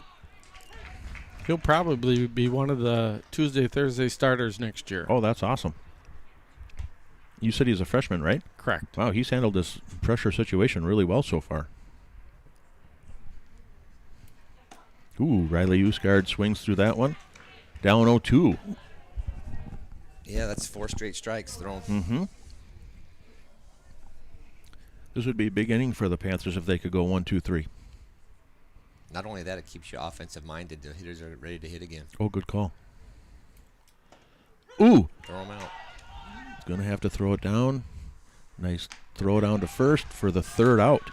1-2-3 inning for the Panthers.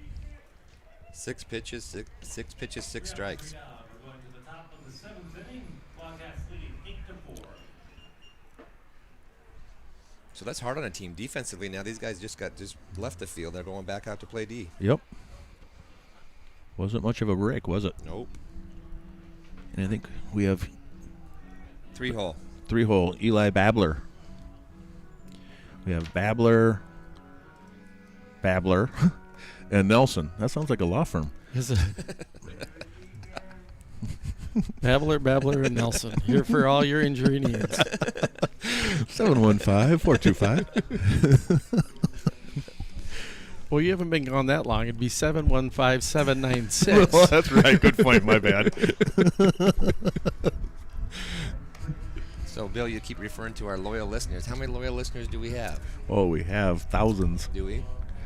It's right now we've got 33 in the chat section.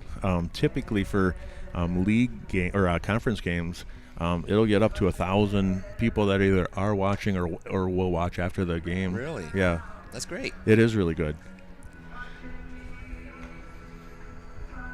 And I love when the players watch the game afterwards, and then I can hear them talking about the game and the call or the pitch count or the pitch speed. I just think it's really cool what a cool thing to have to be able to come back and watch a game after you played it. Yes. We never had that. No. Unless Dad had the 47-pound VCR, Right. On his shoulder the entire time. Yep. I think Kevin should be worried about his job, though. That's for sure. I think it's very safe. He's going to give us 3 pink slips in about an hour. Another text. Okay, thanks. Here we go for you Panther fans. It looks like a rally's needed, and it seems like the momentum shifted. Eli Babbler's at the plate.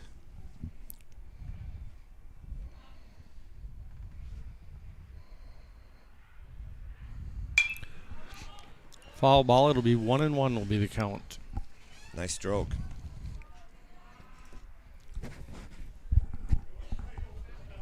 You keep it going, Tommy. You're doing great. All right.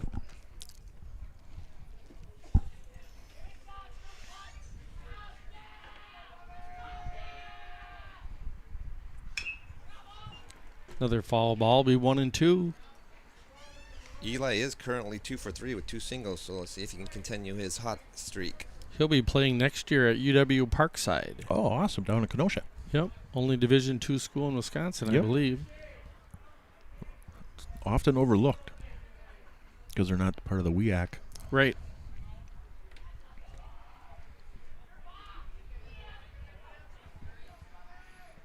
The dugout seems to be getting a little bit louder. They do have a little bit more energy over there, Yes. don't they? I feel a little bit of momentum change. Yes, and the Cats are quieter. Yeah, you're right. It's a sun ball.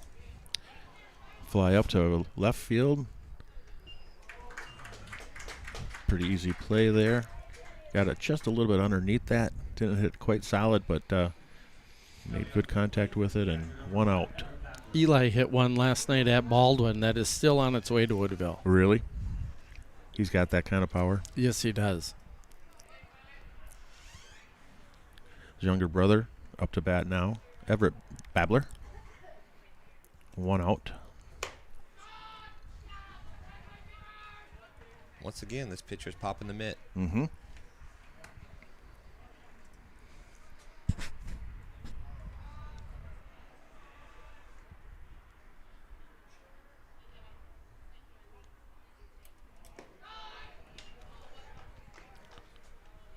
2 balls, no strike, 1 out.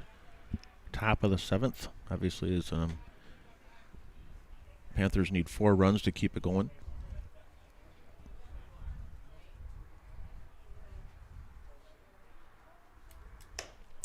Swing through that. 2-1.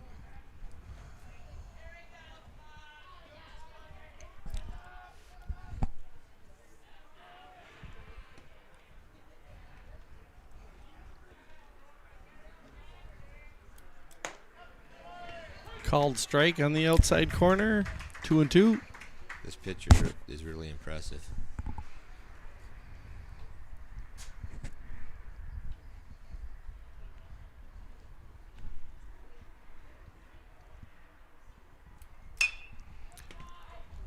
Foul back. Right off the Liney Lodge.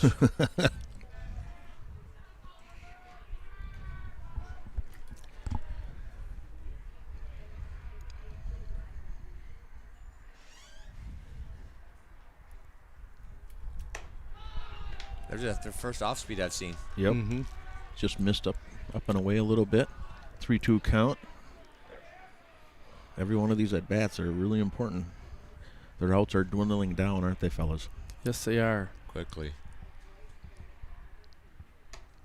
Oh, nice at bat. Walked Nice him. at bat. Yeah, he fought back nicely there. Walk to Everett Babler. Puts him on first. Brings up Brett Nelson. Number 41, Brett Nelson. Got a pinch runner over there. Can you see who that is, Tommy? Gio Grisafi, Ah, another part of the freshman group. wow. Getting some playing time so far, guys. Brett Nelson, who's up to bat right now, has struck out, grounded out to short.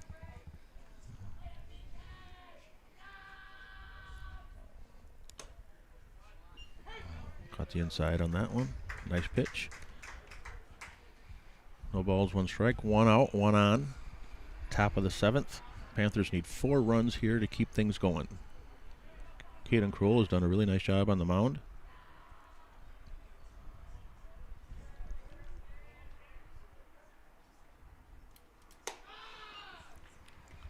Just missed a little bit high on that one. That might have been a breaking ball that didn't break. I think you're right.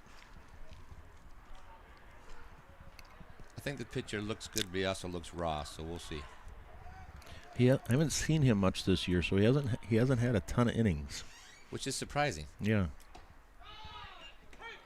Do you know him, Bill? Is he a sophomore, junior, senior? He's a junior. Junior.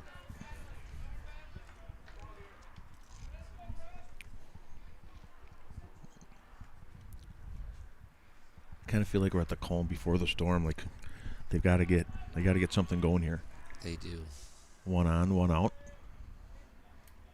Oh, there we go. Pass ball. On first base, and first is on to second. Base hit will probably score him, depending on where it's at, of course. Now it's 2 balls, 2 strikes. Probably not going to risk him too much, though, are you? No, if it was bang bang, they probably wouldn't send him. But Yeah. if it's in a gap, he'll score.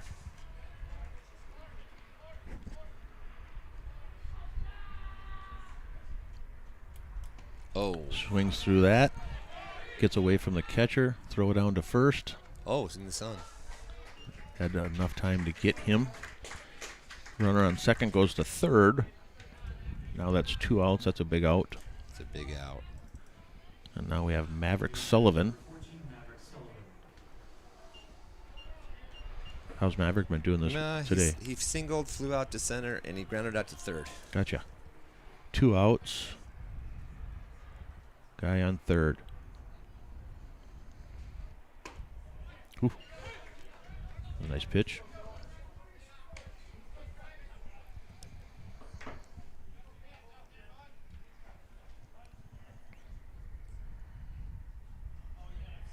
Shaking off the catcher.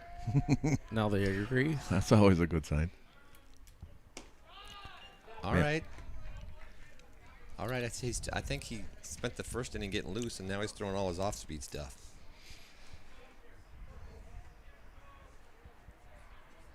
Looks like when he shakes, he's going to curveball. Mm-hmm.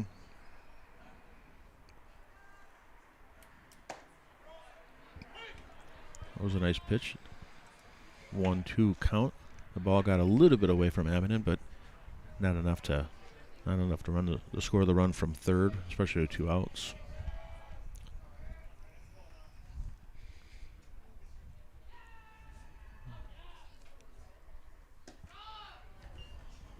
That's a bat so far. Yep. Working deep in the count. 2-2 count. He's a patient hitter. He is. For a young kid. It's very impressive. That is impressive. Looks like he knows what he's doing up there. Yeah. Inside. He went to the Bill Jensen School of Hitting. 209 career batting average. They're just numbers. That's what I told my coaches. What do you guys think right here? A dirt ball, ground ball, fly out, strike out, Base hit. base hit. Nice. Nice There you job, go. Tommy. From your words, or from your mouth to God's ears. We should have started playing that game earlier, I guess. Base hit, scores 1. Now it's 8-5. Wildcats. Guy on first. It's a nice hit. That was a nice at bat. You guys are right. Very patient. Yeah. Took his pitch and he took it the other way. All he did was slapped it through the slot for a nice base hit and scored 1. 2 outs. Thomas Correnda up to bat now. Thomas came in mid-game and he walked his first at bat. Gotcha.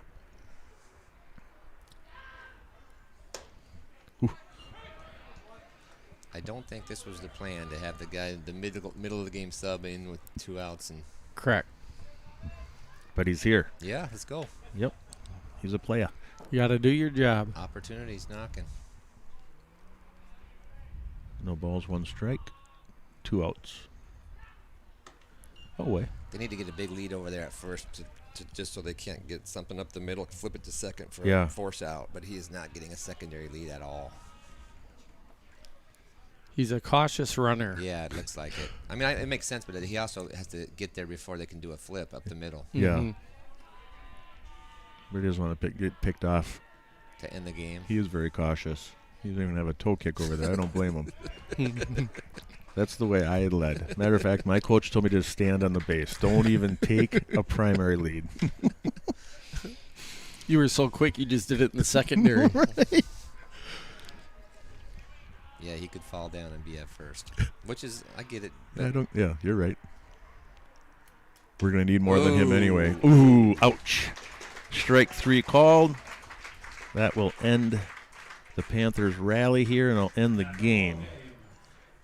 We've got a Wildcats win by a score of 8-5 here against the St. Croix Central Panthers. The Panthers were gritty and they were coming back, but didn't have enough innings. And so now it's the end of the game, 8-5. Caden Kroll finishes on the mound. And now we have to run down and give our player of the game. Who's it going to be, fellas? Huskard? Second baseman Huskard? Yeah, I think you're right. He had a really nice Offensively and defensively. yeah. Yep. Okay, sounds good. And his mom and dad are very nice people. Well, that matters too. Okay, so you need Tommy, will you run these mics down? So, Cal Huskard. I think it's a great pick. So, we got to give these 2 mics to Rico Abores, and he is, I don't even know how to turn this on. See the kid in the white sweatshirt and everything? What's that? You see the kid in the white sweatshirt? Um, I'm giving him to him? yeah, so if you just go stand by the total excavation sign. Yep. How do I turn this on? Hey, Steve, how do I turn this one on? What? How do I turn this on? I don't know.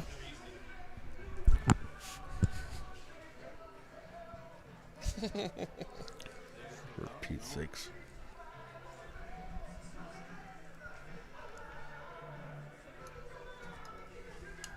Got it. So if you hand both those to Rico Abores is where you're sending them to, but if you stand right by the... Oh, yeah. Oh, good job. Thank you. Just hand this to him Yep. And then just wait for him and bring. Yeah. Awesome. Tommy Grace is bringing that down. Rico Abores will be the one who's going to be handing out the Patax Sandlot Samurai of the Game Award. Where is the interview going to take place, Bill? It'll be right in front of, or right beyond the batter's box. Do you see the interview section down there? Down on the bottom right? Yeah. Yep. I think I'm there. If you click on that, they should, and then you can use the toggle there to, if you need to move it around. 10-4.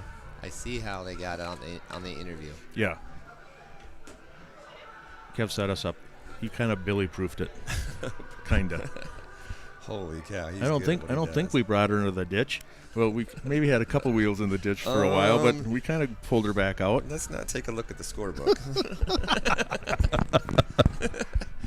No, it works for me. I mean, your scorebook looks fine from here. It does. But the last time I did scorebook, I had the diamonds literally in it, and they don't. Oh yeah. They don't have that anymore. No, I know. Plus, I gotta tell you, doing it with a red pen freaks me out. I want to pencil with an eraser. All right, so as Rico Abores is going to be handing out the Patax Sandlot Samurai of the Game.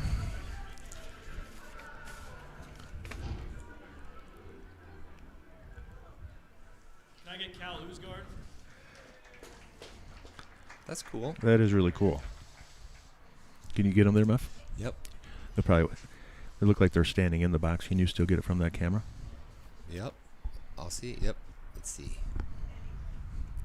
Thank you, Rico Abores, for handing out the Patax Sandlot Samurai of the Game Award.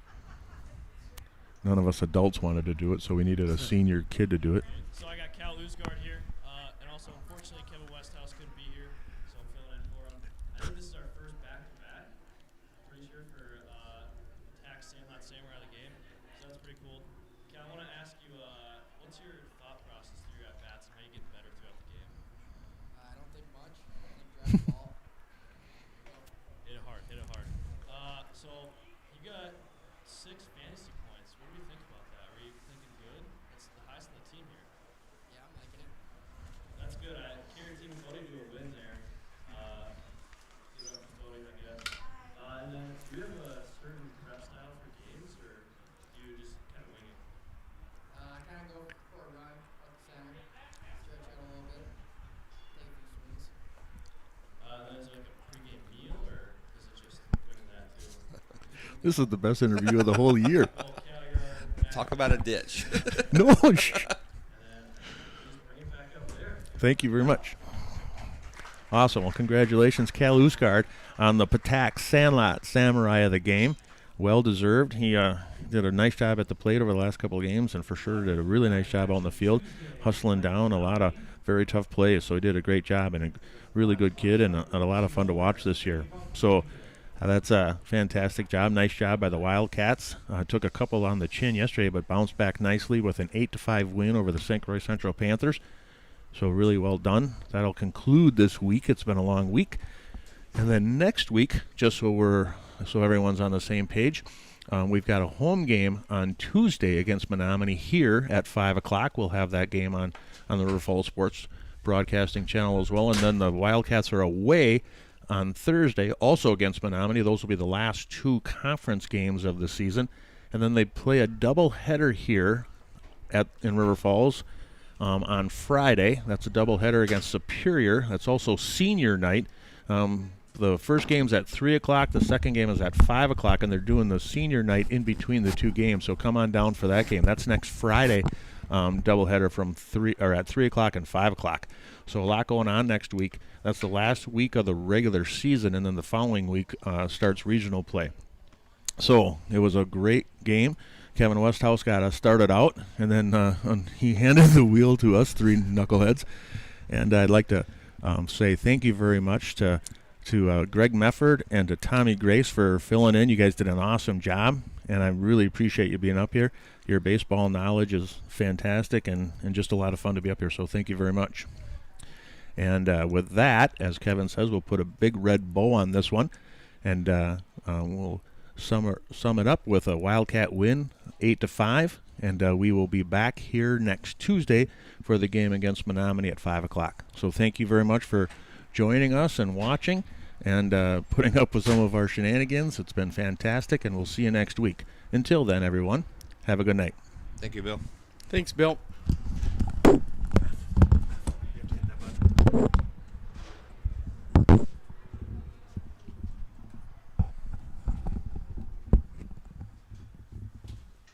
You remember which one? It's not there. It was a little. I didn't do anything. Can we try it? I think it's either it goes white. No, it's cameras used.